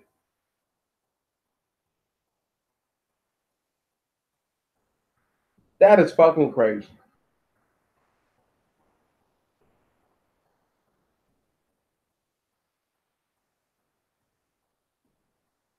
Oh, I'm getting it in. At all times. That's what I do. I like chips. They're tasty. However, that's just some bonus material. I wasn't even supposed to talk about that. I'm horrible. I know. I don't know. I should have been eating no chips in front of y'all. Now you want some chips. I ain't shit. This is true though. I wasn't even supposed to show that to y'all because I didn't even try to get that upset. There's a bunch of stories I've read about women that I think were like super duper cool, but I didn't want nobody to like be like, oh, look at this nigga, you know, nut riding for the females. And it's like, nah, it's not it. You know, but there's no way to balance it all out. So it's like, I'd rather point out something like this where it's meant to diminish our role as Black people, you know. Because what did she really go through? Huh? When she got here, there were Black men who were being put into regiments with guns in their hands, fighting white folk. What? Okay. The existence she lived in was totally fucking different. All right. The worst thing that she experienced was the creation of Jim Crow. That's it. She wasn't in Tulsa. Right. She stayed right there on the land that she was brought to because Massa treated her good. Now Massa dead and gone, so I can talk shit about Massa. Talk about how bad Massa was, how evil he was. All his treacherous ways. Come on now. But the person who bought the young lady was a chick who helped open a bank down there in Selma. Come on now. Pay attention to it.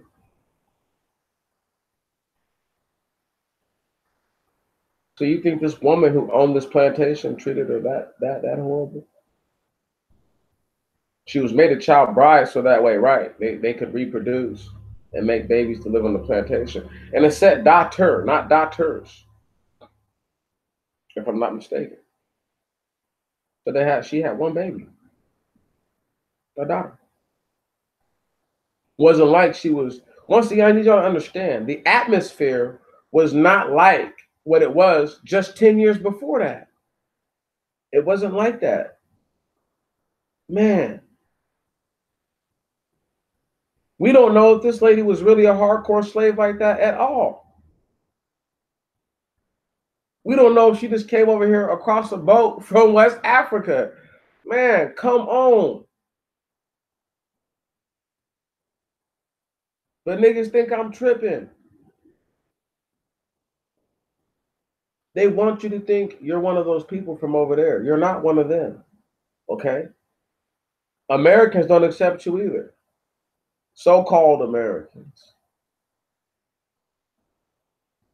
They don't accept you either. You the undertow of this society also. And the same dirty ass motherfuckers that she was supposed to have Do you know how West Africans feel about black people for the most part? There's a few of them who will really stand up, and I once again, they know who they are. I salute them. I'll ride for them just like I'll ride for any of my people, because they're niggas and they know that they're niggas. They don't deny. They don't have a premisconception about being black. They know what the fuck it is. Okay. The other ones who are lost in the sauce, I don't fuck with them, and they can look just like me. If they're talking that bullshit, I don't fuck with them. It's that simple. It's that simple. Because they're gonna do the ones. They're gonna be the ones who get you done in the fastest and the hardest and the quickest. Mm-hmm. Mm-hmm. Mm-hmm. Because to them, it's all a rat race. You know what I'm saying? This is why you see African dudes come over here and they'll tell on you and do all kinds of shit. Where you're like, bro, why are you telling on me, my nigga? Why are you playing bitch for these dudes? Why are you holding water for them? At all on any level. They don't even respect you when you carrying water for these motherfuckers, man. Right. Telling them how good their air smells. It smells better when you stand here and smell it with me, looking ass motherfuckers. But this is the type of shit that we've been going through for so long that black people don't even realize that. Look, man, this lady fought to hold on to her heritage. There must have been not one whip put on her back. Not one. Because she remembered her name in the end? Come on, man. Come on, man. This is why people don't take cats serious. Because you can't. How can you take somebody who will tell you that you're a descendant of slave? You're a descendant of slave. It will tell you just like that. I swear to God. You see, I've worked outside and dealt with a lot of different people, so it's different. You see what I'm saying? My life experiences and the accumulation thereof are so unique and different than most people's that most niggas can't say I worked at night with my back to nothing and one of the most dangerous parts of the mega city in my state. They can't say shit like that. They can't because they can't understand it. So they can't relate what I'm saying to you because I've dealt with all different types of Africans, people from Central, West, and East.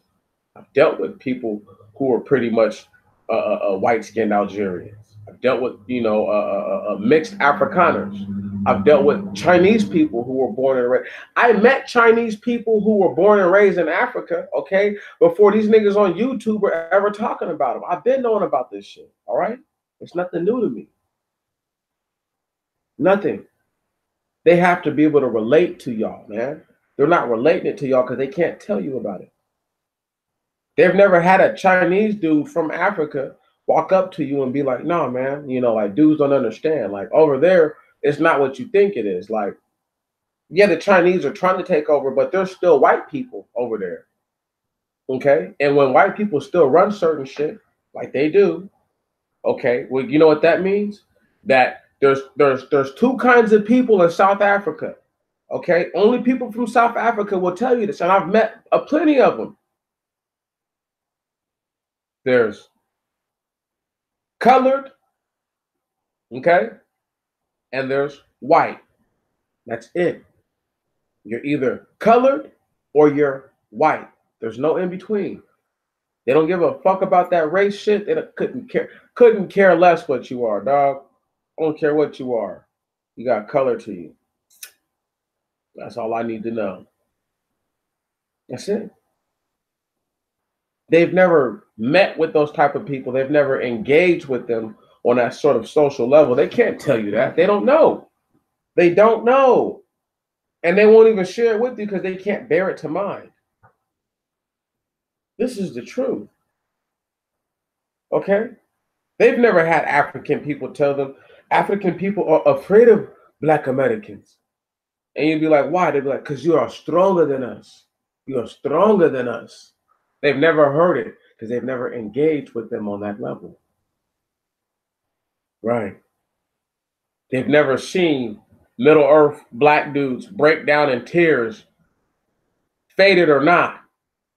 Thank you, Black Americans, for everything you do. Then I'm like, nah, bro. So he's like, no, thank you for everything you do. Without you, we would not be here. Thank Black Americans. Every time I see you, I say thank you. I'm trying to tell y'all, I've worked with these right,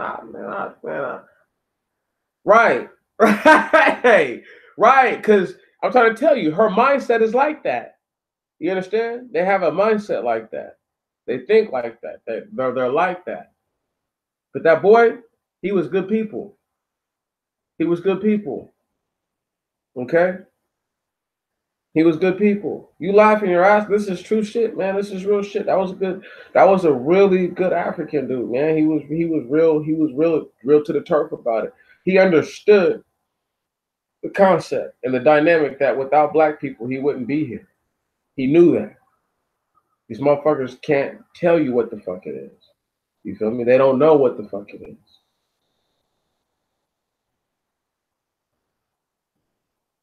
But you gotta understand, that's the closest thing she could relate. Right on? That's how she felt when she seen you. That's how she felt when she seen you. You must have reminded her of her nanny, younger or not. She couldn't care less. She just wanted to let you know that I had a black nanny, so I'm cool with black people. Right on? I'm used to y'all. That's what she was trying to say. But you got to realize, though, she's from another country, so she couldn't understand that may have been offensive. I know she was a bitch. That's what I'm saying. Her whole cultural dynamic may have been, abrasive and rude. Because I've met people like that from other countries who didn't realize, like, everything they do is I love it. High five. High five. I love it. I love you for that. You're funny.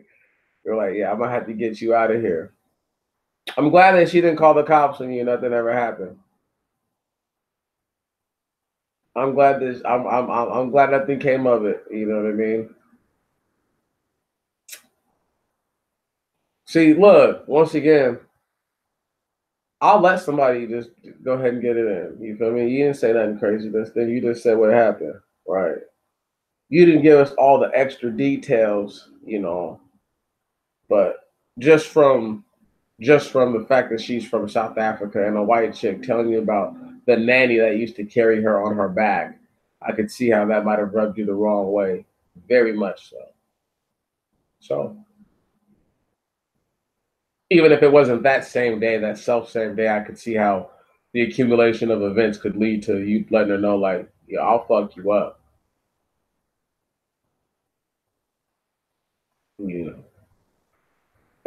Every once in a while, you gotta let people know what it is. Once again, every once in a while, you gotta let them know what it is. That I won't be having. You know what I mean? That I won't be having. Sorry, Chief. Go ahead and sit down before I had to square one off to your chin. That's just how it is sometimes. I don't encourage anybody to go out here and commit acts of violence, but I always tell y'all to defend yourselves to the utmost level. All right? Any physical confrontation could cost you your life. So you have to fight like it's that serious. You have to act and but obviously you have to act accordingly. But I'm glad that you made it through all of these situations and scenarios. Minimal damage.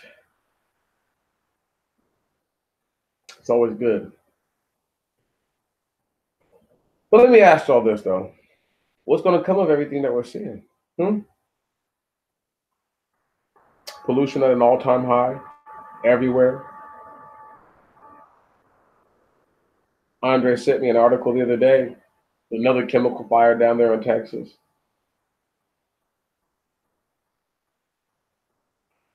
I've dealt with abusive coworkers. I'm dealing with some right now.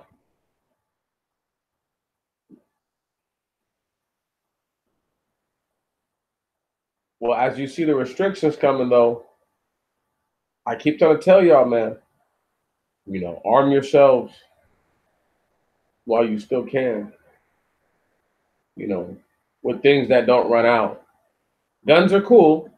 I encourage people to have I encourage you to have a fucking destruction wand. Okay, I encourage the destruction wand to all people.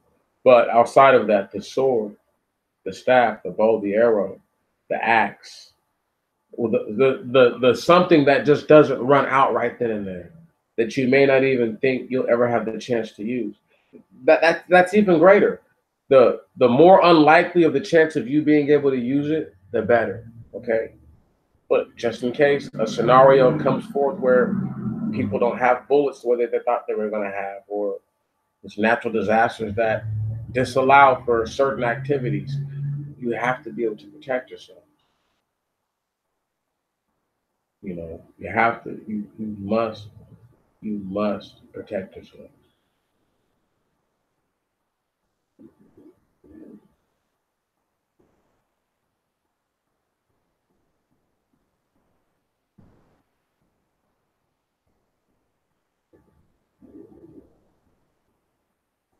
Oh man, fuck them. Fuck them. Fuck them and the raggedy ass meal because they're too broke to afford a horse. Fuck them and the meal they rode in on. Okay, fuck them. Can you dig it? I already know how they get down, bro. My dad told me just like this. My dad, 28. My dad will be 57 later this year.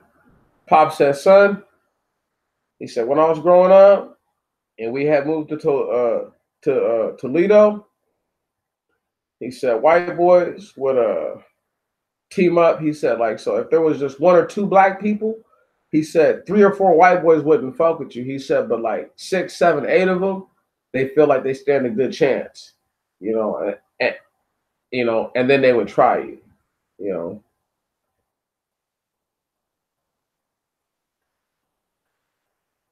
See, you one of the reasons why these Asian dudes are going hard right now on the sisters. Right on. Little Asian dude went home and told his nephews and shit about you. They said, don't worry, uncle. When I get a chance, I strike back at black woman. You feel me? You know, them niggas is getting punked by Tammy and shit at work. And these motherfuckers is lashing out 20 and 30 years later. She told me I couldn't speak. She told me I couldn't speak. I was too afraid to talk. Yeah, that's right. That's right. I'm trying to tell you, motherfuckers be afraid.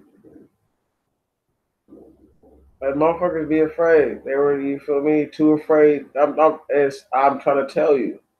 I've seen it though. I've seen it. I've seen it. And just like I was telling you about my pops, man, you know, they're not brave like that. You feel me? My dad said, son, he said some of the craziest shit I ever seen. This is my dad telling me the truth. He was like, look, man. He said, I was like 14, 15 years old. He said there was like 4 of us. He said, man, he said almost a group of 20 of these motherfuckers tried to surround us, right? He said, you know, and we are already knew, you know, don't let these motherfuckers catch you. You know what I mean? My dad said, you know, like one of the older guys he was with, you know, punched a motherfucker and he created a little hole and they all ran off. My dad said, yeah, man. He said, that's the type of shit they'll do. They'll fucking try to, you know, they will try to surround that ass and get you, you know. And this was back when they were still beating black people to death, you know, because it was like that. You know, you get caught at the wrong side of town. So what's your nigger ass doing over here? Man, I hope you got squabbles. I hope you got mad squabbles, you know, or a little 22 or something. Because my dad said when he lived in Alabama, his auntie, you know what I'm saying? My auntie, my Aunt Beth, God rest her soul, she didn't let him leave the house unless he had his little deuce 5. You know what I'm saying? You know, because she said, if something happened to you, nephew, she said, I'm going to fucking lose it. I'm going to fucking lose it. You know, she said, you never know what one of these white people will do to you. You know, so when he was in Alabama, he was never allowed to leave the house without a gun as a little ass boy. You know, this is just how different the times were. You know, people don't understand. Like in my family, there are real sharecroppers. My Uncle Willie, God rest his soul. My Uncle Popeye, God rest his soul. My Uncle Tommy, who's still living. Okay, my Uncle Al, who's still living. All right, all those dudes picked cotton. My Auntie Clarine picked cotton as a little girl. Can you dig it? My Auntie Rose for a little while picked cotton. Okay, my Aunt Jessie Mae picked cotton. Can you dig it? My Auntie Jenny, God rest her soul, picked cotton. Can you dig it? Okay, the fuck out of here.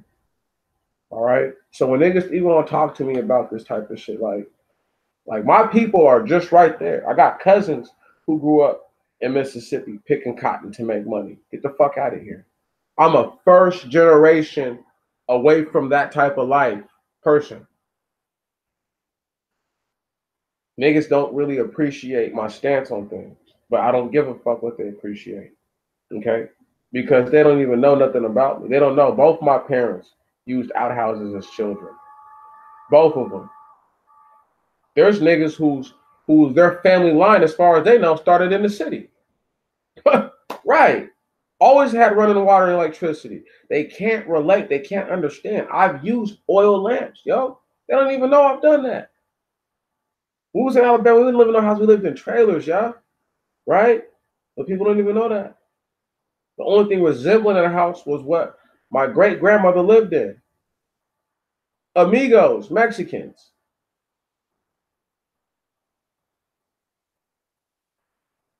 This shit is crazy. But I'm just saying, you know, people don't really appreciate the turf. When I say I'm from the turf, I'm from the turf. You feel me? I grew up here. What I know is this life. Done my best to break away from what I think is unrighteous. But that's the type of shit that we have to deal with. And this is why I get the way that I get about stuff. Because that's how I understand the dynamics that certain people won't tell you, especially at my age. Because a lot of these dudes who are my age have been too caught up in the world. You understand what I'm talking about? And they think they believe certain things are indefinite, can't be changed. For example, there's never been a struggle in the hood where all the dope dealers stopped selling dope. It's never happened. Right on? It's never happened. It's never happened. There's never been a moment where all these niggas are like, you know what, okay, like, fuck it. Fuck it. Let's arm ourselves and let's see if the cartels really do come here if we don't pay these niggas this money. Let's keep everything. Fuck it. They've never done it. Either too greedy or too scared. One or the other. And the small half of a percent of people who are actually willing to stand up and do something, there's just too little of them to stand up and do something. So they just fall back into the fucking distance. Because they're not gonna put their ass in the line, get killed or get locked up for people who don't even understand that what they just did was the closest thing to getting us free and getting us out of here.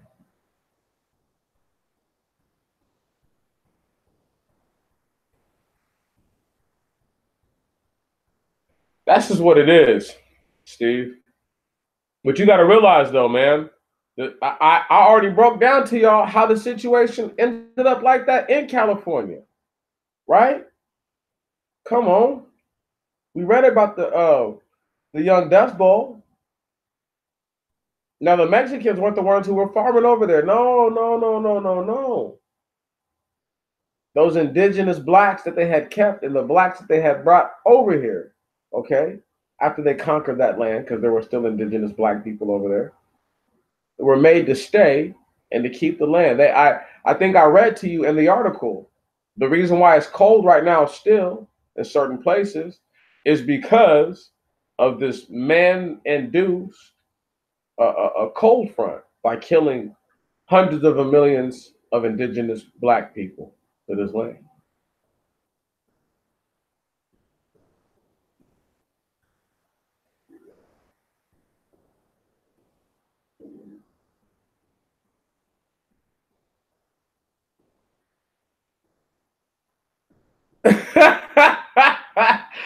It's okay. You all good, Martin. No need to apologize. Sometimes when you're in the moment, it just goes down like that. You know, shit. I do it all the time. I love it. I love it. I know how it is. I know how it is. You know?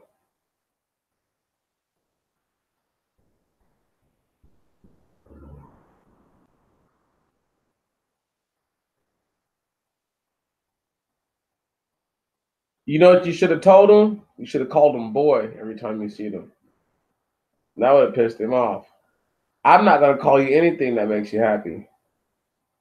You know what I mean? Especially if I know you get some type of sick whatever out of it. You know, one little Mexican dude tried to disrespect me. You know, at my job, and I had to set that shit straight because he called me a boy. You feel me? And I was like, "What's up, Alejandro?" And he was like, "What's up, boy?" And I just let that shit ride. I was like, "What the fuck?" Because I wanted to sock him right in his mouth. You feel me? But I was like, "Fuck that. I'm not about to lose my job over this shit." So I just let it pass. And then when he came in the morning to fill in for the shifts, I made sure I seen him. So I was like, "Yo, what's up, boy?" You feel me? And he was like, "Oh, what's up, bro?" You know, he calmed all that. His whole demeanor changed. You know, like not realizing, like, bro, I'll smash you up in here. You know what I mean? I don't know if you think that I won't put my hands on you on these cameras, but I'll slam your head on this concrete on these cameras. You know, you feel me? And I don't give a fuck about none of that. See, that's the problem with me, though. It's like I don't care. So I have to constantly find myself talking myself down from like doing some, you know, you feel me? It's clobbering time or Hulk smash type shit. And people don't know how strong I am, but it's too late once I grab them. You feel me? It's like I know they thought they were gonna resist me. You know, I'm sure in their mind they were like, he looks hella skinny. I think I can beat him up. I think I can just overpower this dude. And then when they get grabbed, they're like, "Oh, this nigga must be on steroids or something." No, no, no, no, no, no, no, no, no, no. Just years of training, and I'm about to fuck your world up now. You know what I mean? I'll tell y'all, like, people don't even know because I'm like regular size. You know, I don't look like I don't look half as dangerous as I am, and that's not me kissing my own ass. That's just me just pointing out certain things. You know that I most people think that they can be like I'm sure 90% of people who come across me, especially if I have on like baggier clothes and I look like really skinny, like they really think they can just wear me out, you know. So that's just one of those things that I go through constantly. You know, anybody else in that similar position knows exactly what I'm talking about. You know, but they've never actually felt what it's like to have like somebody grab you with like all their power, like try to slam you. You know, like they've never had it happen to them. You know, like most dudes who talk about punching dudes in the mouth and shit have never had somebody pick them up and like slam them and like dunk them as hard as they can, like as hard as they can be slammed. You know, and I've slammed the fuck out of some big people and some small people. You know, and some medium-sized people. You know, like, and everybody always tells me the same thing, dude, you're strong as fuck. So it's like I'm not really tripping. You know.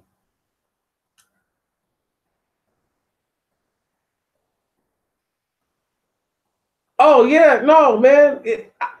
Martin, I'm trying to tell you, I'm surprised that you made it out that situation, you know, the way that you did, because that's the type of shit that gets people fucked up.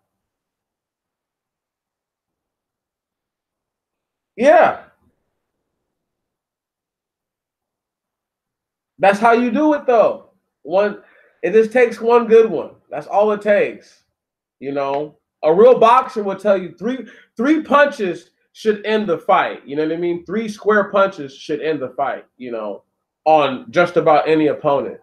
But like, if you can land one square one on somebody, that's normally that's it. That's normally it. You know what I mean? If they go down, legs give out. You know what I'm talking about, and the legs become little noodles. That's it. You know, and I've seen so many people get dropped. It's crazy. It's crazy. I've seen so much violence in my life. I'm so desensitized to it that like that's why people don't understand. It's like it's nothing for me to do harm and do violence to somebody. I would rather not. I'd rather be peaceful. You know, I'd rather give you a free hot dog and some money. I'd rather give you money out of my pocket before I ever put my hands on you. I swear to God. That's on everything I love. I'd rather give somebody something before I, did harm to them. Because that's giving you something else. But, I don't want to give you that. You know what I'm talking about? And we're just chopping. We've been chopping it in like freestyle mode for a second. And I like that. But I want to talk about something that's on that same line. Mr. T said something very interesting. He said, Mr. T don't like to put his hands on the Hebrew. You know what I mean? Hebrew. Here you go. That's the Hebrew. He don't like to put his hands on nobody. He will buy you a drink before Mr. T put his hands on you or do anything like that. And I want to say it was Letterman. And he was like, so what if this person really aggressive? He's like, then I might buy him another drink. You see what I'm saying? Now, I understood Mr. T's whole strategy to this. You're going to be way easier to grab up when you're faded. Very few people become skilled fighters when they're drunk. Now there are people who get drunk and are way more of a handful drunk than they'll ever be sober. So you don't want them to get drunk. But there's a lot more people. This motherfucker will drink himself silly and he'll be outside throwing up. Yeah, man. The peaceable guy. The Hebrew, the person seeking the Most High. That's the good nature, that the Most High gave me. I don't claim to be a good person. I think that's a stretch at all times for most people. I think we're at best. Guys, you know how I feel. At best we're half decent, and some people are a quarter decent. Some just an eighth decent, and some of them ain't decent at all. Right, and there's a few of them, special evil ones, who are working in the negative percentile range. And that's just how you have to look at it. But being half decent in this world makes you righteous. You see what I'm saying? I really do believe that everybody who comes in and checks out with the bro, all righteous people. I believe that bottom of my heart. I don't think any of you aren't righteous. I think just like me, you make decisions that you sometimes wish you didn't make.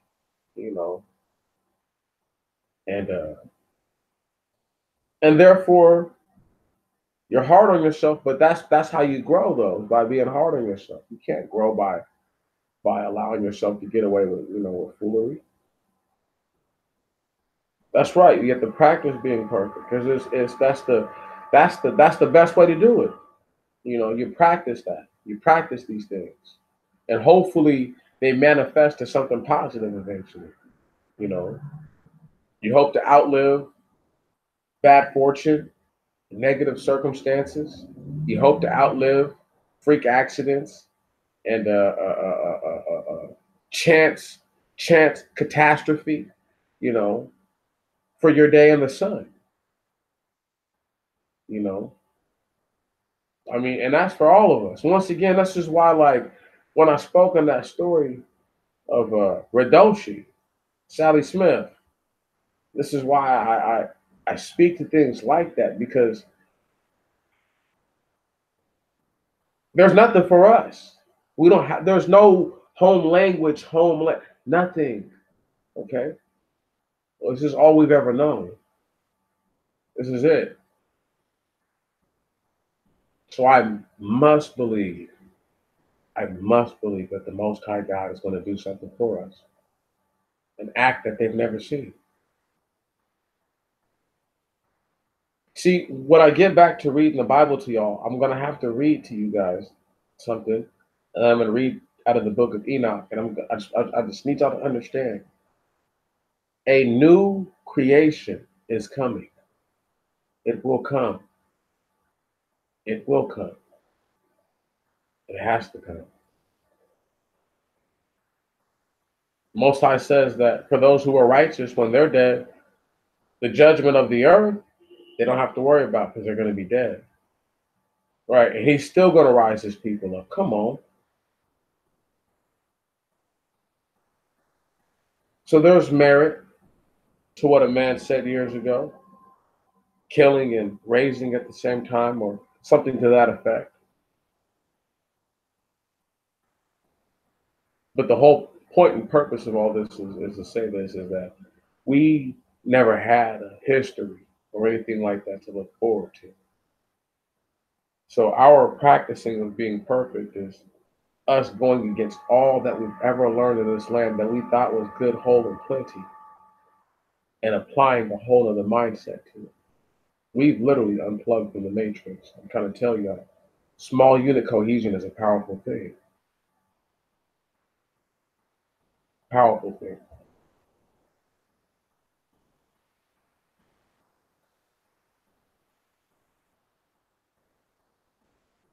What, the new creation, or where people are being held? I mean, I couldn't tell you what places where exactly for who, because I don't know who we know who some of the obvious wicked people are,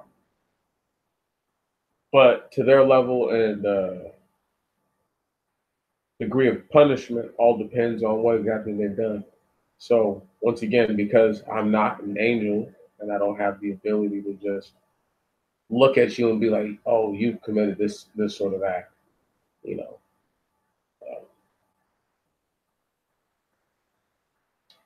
You know, when you don't know what somebody's done, it's hard to weigh out. Yeah, there's different places where the people are being held, bro. Yeah, that's right. But it's all for different people though. Like there's one for there's a chamber for the righteous, and then the other chambers are for the people who are unrighteous. You know, but there's a chamber in there that's in particular for the unrighteous people who still have a grievance. So it's like, you know, before I get too carried away with that, you know, uh, you know. But this is all just for you guys to really just like see it, you know, and to hear it come from a brother who's like, at least I do my best to level with everyone. You know what I'm saying?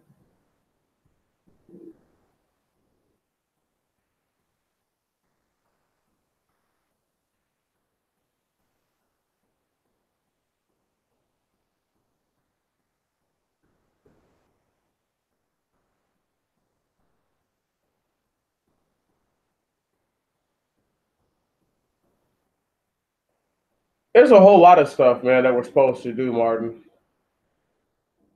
that we don't do, you know, which is the whole point of the purpose of forgiveness.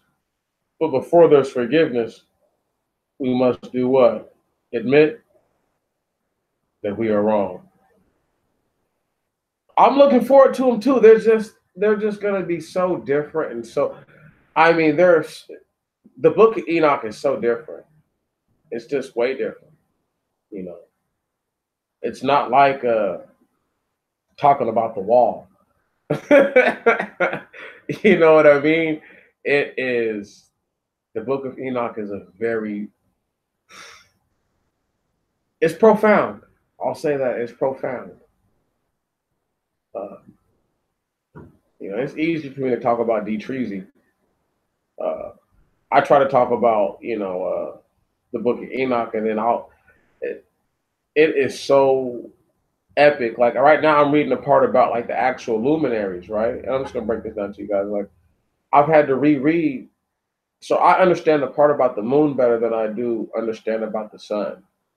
You know, and like I'm still rereading the part about the sun to try to like really put together like which months it's talking about. I'll check it out in a little bit, bro, because it explains why certain days are longer and certain nights are shorter, or certain days are shorter and certain nights are shorter, and why certain days and nights seem to be of the equal length. You follow what I'm saying? So the days are shorter and longer, not because white people are fucking with anything. That's because that's the natural flow of it. See, these are things that like I have to break down because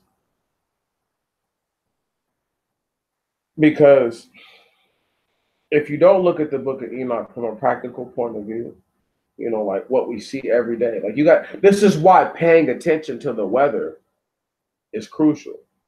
You follow me? This is why the Most High tells you don't look at the clouds to see if they're going to rain and stuff like that, right? Right? But he tells you to pay attention to what's going on in the heavens.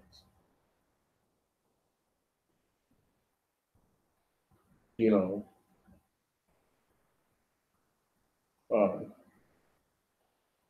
I mean, like I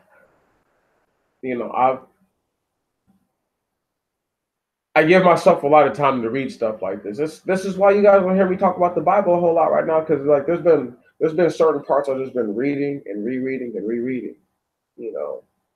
So when I come with the fire, that hot fuego, indisputable, and that's what and you know, I'm gonna let it out now because I know I've said it a couple times in passing, but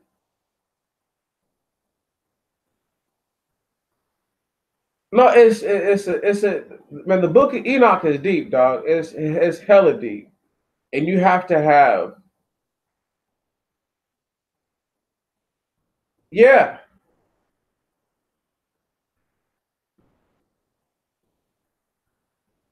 Yeah, that's right. The Book of Job is huge. It's huge, huge. What's going on in the Book of Job, and it's really just like the last, like I don't know, 20 chapters of it. You know what I mean? Because the Book of Job is pretty big. You know, uh, it's a hot schminute. Into the Job until you start to really like read, like, okay, what the hell is going on? Because first it's just the suffering, and you're reading about all these different things, and until the Most High really comes into like the picture to ask him about the dimensions of the planet, about the in particular parameters of when things were created. And when you read the Book of Enoch, it's gonna be yeah. See, right once again, right when that right there. How this is how I'm gonna do it, y'all. Just so you guys know, I'm gonna make a video first, upload the video, just watch it a couple times so that way you guys kind of get what I'm trying to lay out. And then we're going to do a live stream talking about it. And it's going to go down. When I say it's going to go down, it's going to go down all the way. Preview to that, and I will say, here's a small preview to it, and I will say no thing more about it. The reason why mothers train their sons to be violent to this day goes back to Eve. And I'm going to leave it right there as far as that sounds. As far as that goes, that's why I'm leaving that. The reasons why mothers train their children to be violent to this day goes back to Eve. And that's a fact. And I'm not lying to you. But we're going to discuss all that later. It's 8:20. I got about another 20, 30 good minutes left in me. I got more than that left in me, but I just don't like to take up you guys' time. I respect your time. I appreciate your time. Valuable to me. Precious commodity that I can't give back to you. So because I can't do that, I have to be circumspect of how much of it is that I accumulate and accrue.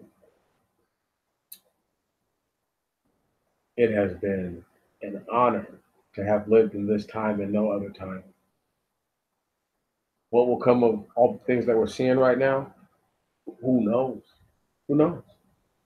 This trade deal could fall apart.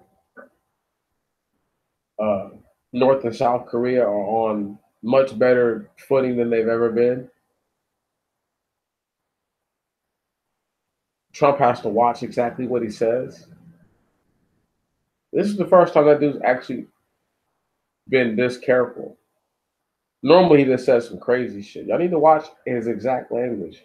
He ain't been as crazy lately. Somebody been reeling his ass in slowly. Or maybe it's because the election's coming up and he doesn't want to seem too unpresidential. But I'm thinking he's got it in the bag. We'd have to not get out this year. Or this year would have to crumble to pieces. I don't know any one country where China is like super duper major invested in Africa. But let me tell you this. If something happens where that situation is destabilized, the United States will be the first country that China looks at, and retaliation will be swift. Believe that. Believe that. I do believe that they're trying to close up the borders, stem the tide of the people coming in, because there's a shit ton of dudes from the Middle East coming in here every day, claiming to be Mexican, because they learned a little bit of Spanish, right? And they look Hispanic, and they're coming over here. And this is why you meet a lot of Mexicans now to this day. There's a shit ton of Mexicans out here who don't eat pork. There's a crazy amount of them who are becoming Muslim. You need to watch that movement. Watch that movement. Watch that movement. What's gonna stop? What's gonna stop a radical Islam cartel member from doing some crazy shit? Y'all need to really understand where this shit is going. Okay? You've never seen it because they've never told you about it, but they've been here for a long time. Do you think you would, right? Then how would people feel about Hispanics? Right. They're already fucking terrified of people who wear turbans on their heads. Right. You couldn't get them all out here fast enough before they started fighting back. Right. They're embedded in this bitch. They're embedded in this bitch. Chris Islam is more like Catholicism, Islam type shit. Like that's what it really is. A whole lot of these dudes who are converting to Islam, who are down there, who are part of the cartels, like 85% of those guys are Catholic, at least, if not 95% of them, Catholic. Okay. The shit is so deep. I got to be careful how much I talk about, when you talk about human trafficking and the disappearance of children and Catholics and the Taliban and all these guys all together, and just in general how they treat children in the Middle East, then you really have to be careful. You see what I'm saying? You really have to be careful. I have a question. Has anybody ever thought that you making a little boy put a fucking bomb on his, put a fucking vest that's full of explosives on and blow himself up? Is that little boy not a fucking fire sacrifice? Was he not made to walk through the fire? Come on. Come on. They don't even want to hear that. They can't stand here. See, I have the ability to put these things together. It's not hard for me. I might not have the matrix vision, okay, where I'm seeing shit in code or whatever, but I see life I see it in the same color that everybody else does, but I just see things totally different. So different to where in which I have the ability to stand back and look at something for just a few moments and say, it may be this. It may be this. It may be this. I never take the first thing that I see until all the facts come out. Unless it's obvious this is all it could be. See, people never speculate why in the tragedy. They only speculate the what in the hows. They also never speculate all of the who's involved. They don't. There are people right now who are living south of the border who every day practice human sacrifice. Like it's normal. Like it's normal. I need you to understand there were 20 some odd thousand people killed in Mexico last year. The number's not going to get any lower. They're not going to tell you about that shit that's going on now. It's a fucking war down there. It's a war. These vampires and werewolves need fresh blood. And they offer sacrifice to their gods all the time. If their gods say they want blood, they go give them blood. If their gods say they want liquor and candy and tortas, that's what they give them. Whatever they think they heard in their head, that's what they do. God forbid that thing that they heard in their head is a real voice of an evil entity giving them the true direction. God forbid there's tangible results from what they do, making them ever more willing to practice these things.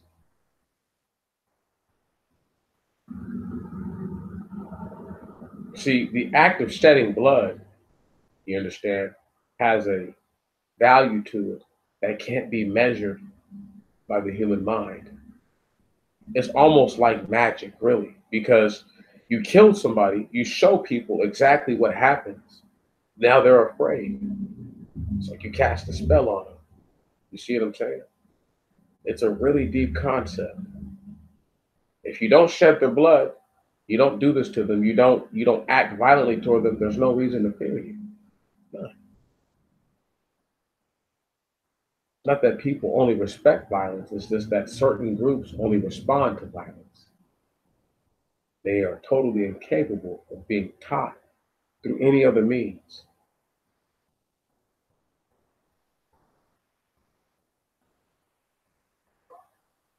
Yeah, come on, man.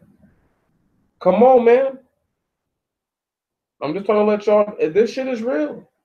This shit is real. Okay? Why do you think the child trafficking in China and Thailand and all these places is so bad? Huh? Why? Why do you think it's fucked up like that?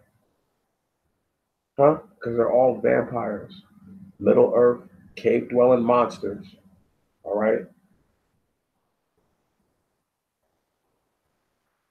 Came up here on some vicious, they came up here on some vicious shit. Vicious.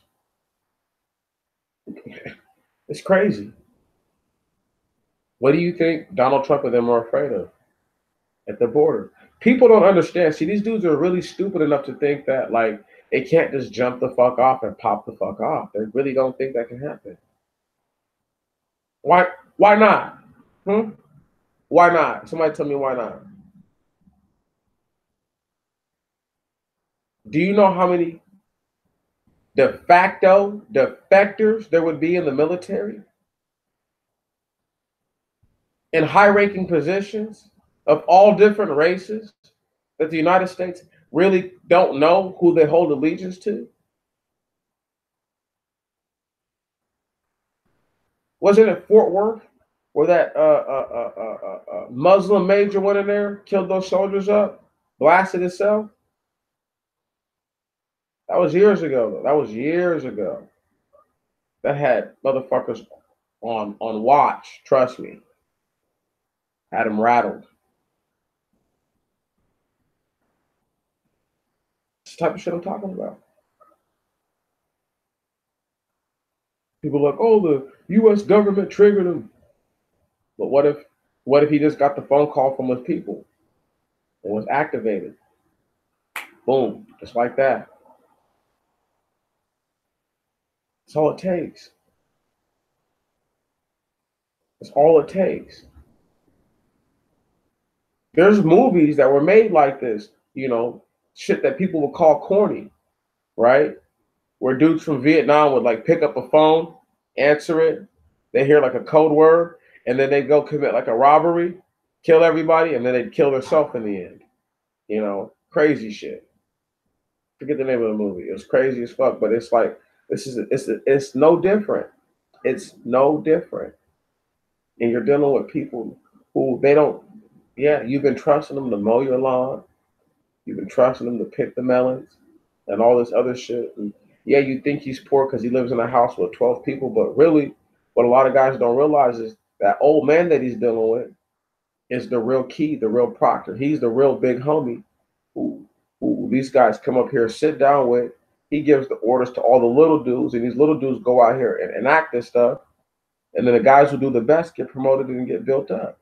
See, it's not as complicated as people think it is. But if they've never been engaged in that type of life, they really don't know. You follow what I'm saying? They can't tell you because they don't know. A nigga who's never been sold fake dope could never tell you, he can't tell you about looking out for fake dope unless somebody's told him to look out for fake dope. You feel me? A nigga who don't know what fake money look like can't tell you to look out for fake money unless he knows what the WAP looks like. There's certain shit you have to be introduced to and see. Right on. A nigga has to know what the setup from a female looks like. You know, you have to know what the setup from a nigga looks like. There's so many different dynamics to the game. You know what I'm saying? Small nuances. Certain shit that people say, certain shit that they don't say, little things that they do. You go to a store, you're supposed to be reading somebody, the shit's taking too long and they done walked off and been gone for too long. You feel me? And God forbid, you know, you don't have a string app, you know, and you're out there doing, you know, God knows what, you might have to leave this person because you don't know. In the next few moments, somebody might just roll up on you and do something to you. You feel what I'm saying? Like you can never trust, you can't trust the game. You feel me? You have to trust your instincts, you know, and your instincts aren't going to lie to you. So I just need y'all to know that, like, going forward, man, like, y'all need to really pay attention to all these cats because at any moment they can just say, you know what, fuck it. I don't even care no more. The ones who are going to do right by you are going to do right by you. But the ones who don't really care, you know, they don't care now, but they're going to show you that they really don't care. So if you already feel like that person is questionable, you feel me, you got to separate yourself. You know, you have to. It's a must. It's a must. Who wants to hear that that the nanny or that the gardener, right, is a low key terrorist, right? Whatever they call that, but they are. Who wants to hear this is why Trump is really afraid? Right. At an alarming rate. Y'all can look into this if you want to. At an alarming rate, Mexicans are converting to Islam. Shit ton of them. How many of these guys how many of them are not cartel people or related to a cartel person or just know somebody who fucked with the cartel? See, this is what you guys got to start thinking about. The cartel and the Taliban they've been like this for 35, 40 years. So their ways have rubbed off on each other. You understand what I'm talking about? The Taliban didn't used to wear around fancy nice suits trying to actually push the dope. No, they learned that shit from somebody. You feel me? The Mexicans weren't always down there going crazy, going wild. No, they learned that shit from somebody. It's so deep. It's so deep. It's so deep, man. You guys got to really realize, like, I don't know if the CIA did it a long time ago and clicked these two dudes up.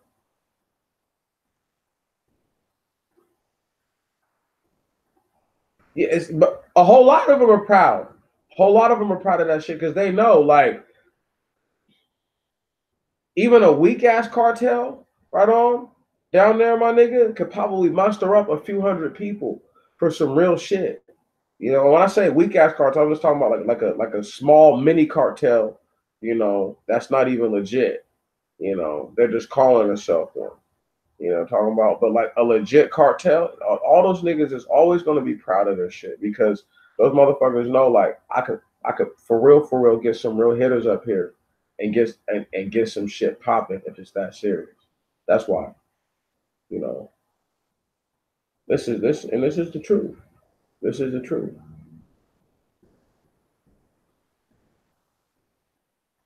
You know, but that's no different than a black dude being like a brother or a son or a nephew or something like that, or a cousin to like a big time gang member in the city. You know what I mean? Who can get 100 guns out in front of your house?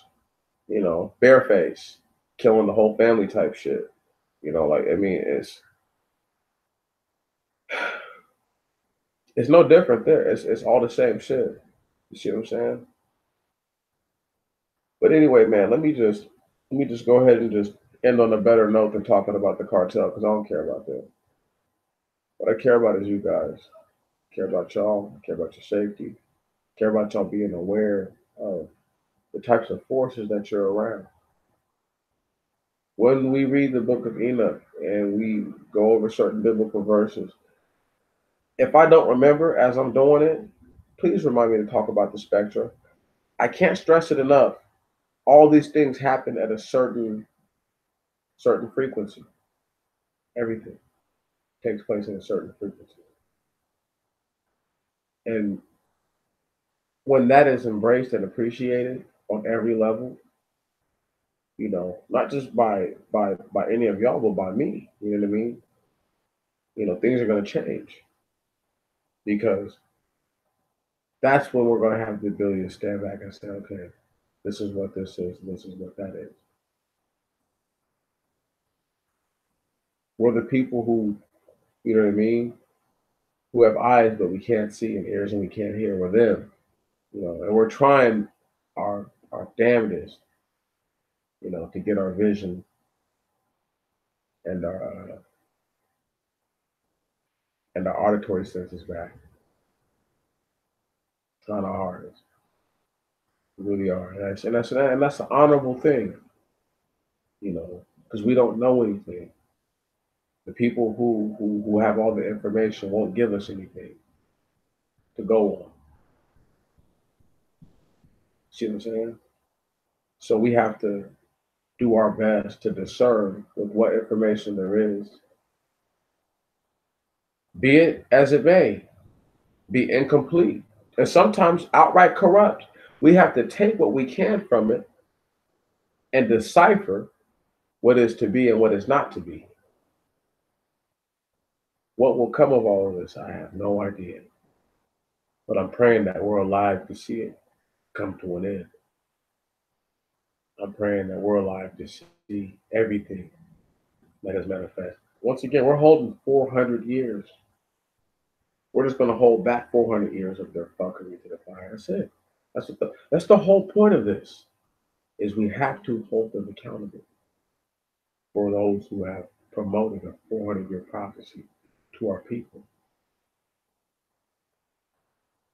400 years ago to now. I'm pissed off. I'm angry about it. Because there's more people doing things I just can't understand now than they were doing ever before.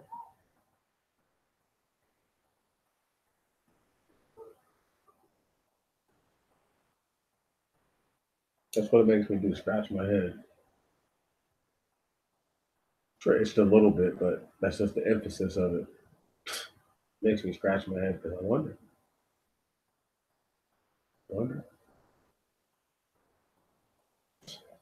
What's going to be, what will come of all this? What is going to be the end game? How do we know Trump is actually going to wait a year to close down the border?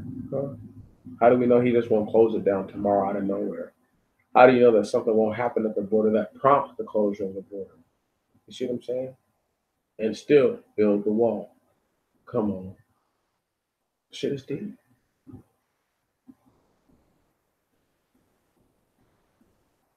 Who's to say that they won't go after a specific group of students who owe money and justify it and get people all rah-rahed up? Then for them to turn that same gun that they had on a specific group and turn it on everybody in a very broad way. Right. This student loan thing could easily become like, trying to buy your way out of out of a draft. You know what I mean? It could easily end up being, like, the same people who were cheating to keep their kids, or cheating to get their kids into college would be the same people buying, their children their way out of prison, or doing their best to do so.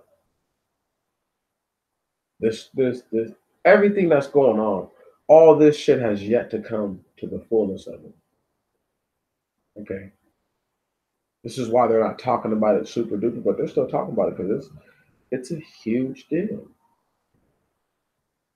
I forget how much that lady said, like 500 million or something like that. It's a crazy amount of money she's trying to sue the fucking schools for. It's crazy. But she's right. Right. I'm gonna tear that ass up.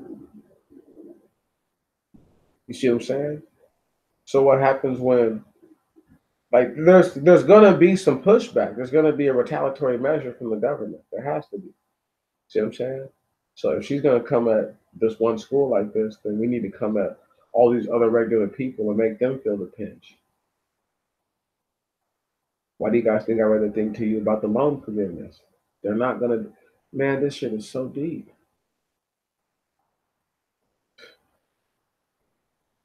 It is really deep. And it's bigger than people think it is. People trying to say that they want Consuelo to come into the country. No, they don't. They don't want a bunch of questionable terrorists coming in this bitch. People who identify with Islam coming up in this bitch. What the fuck? Why would they want that? Right? People who think the West should die. Why would they want that? That's madness.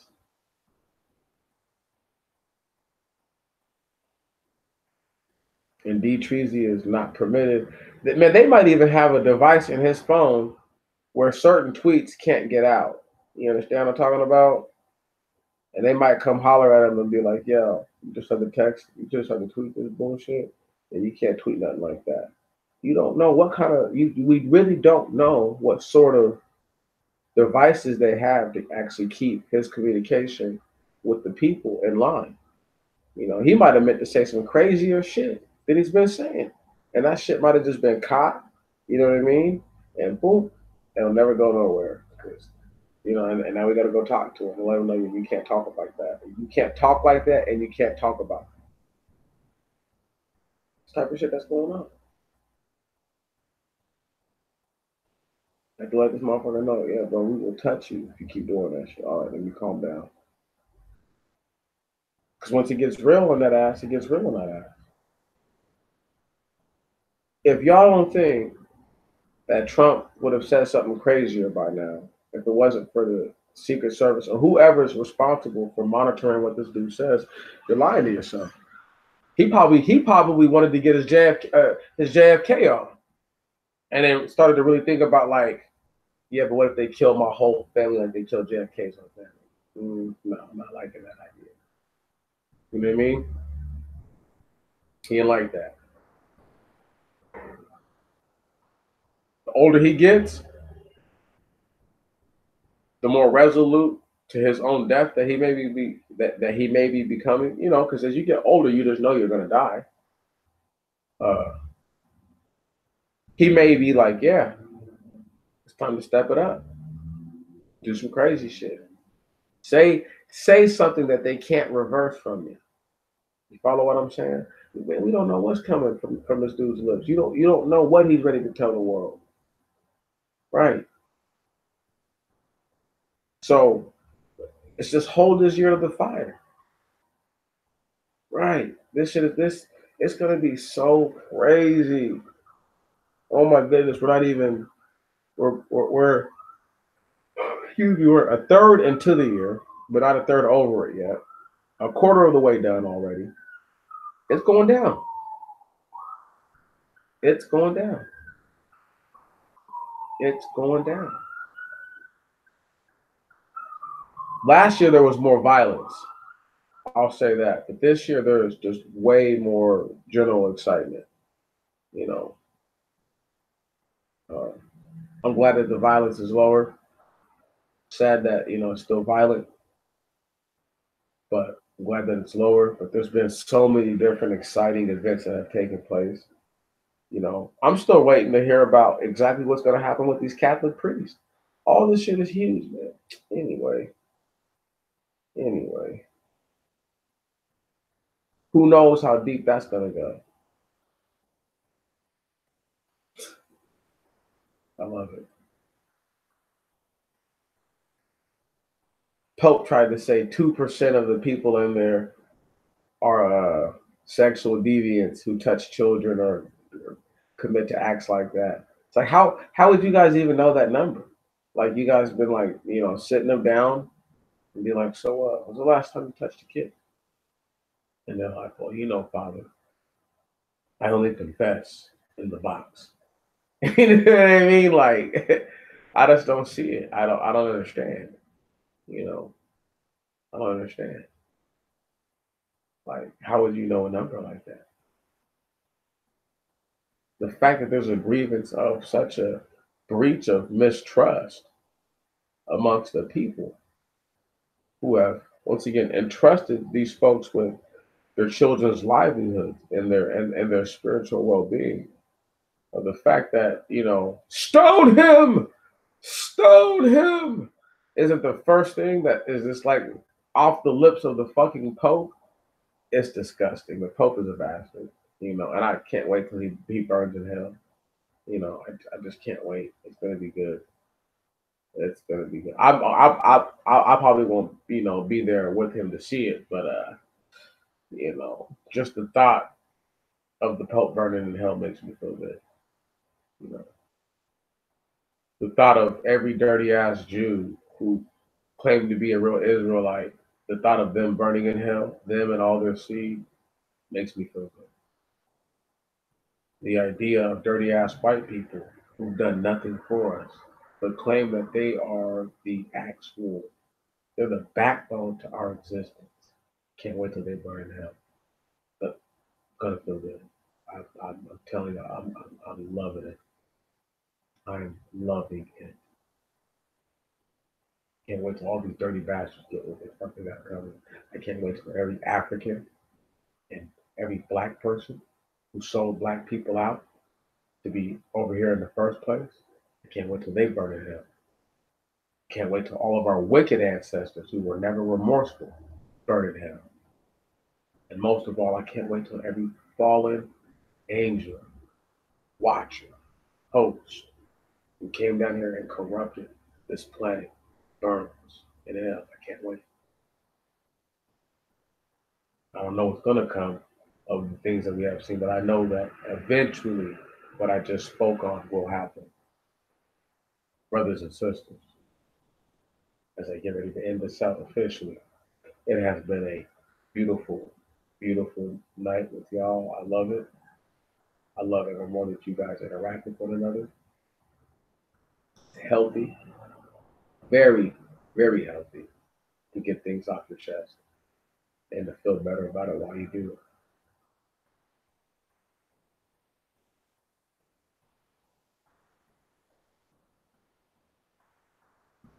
The situation will be as it is, but you have the ability to change.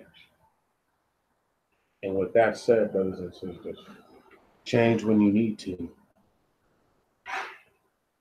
Don't try to change before it's too late, because that never works. Okay, change when you need to. When you feel the necessity of change being paramount in your life, make those changes. Don't wait until you feel as if I don't do anything now, it's over. It's too late. Don't wait for that. Change when you need to. Desire good change. Pray for it and allow for the Most High to manifest it into your lives. I salute you guys. It's always an honor. It's always a blessing. I hope y'all know that. I always have a good time. However, I love y'all and have a blessed night. And we'll do this later.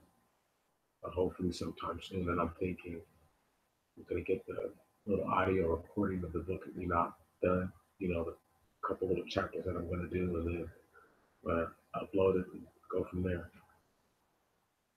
Peace.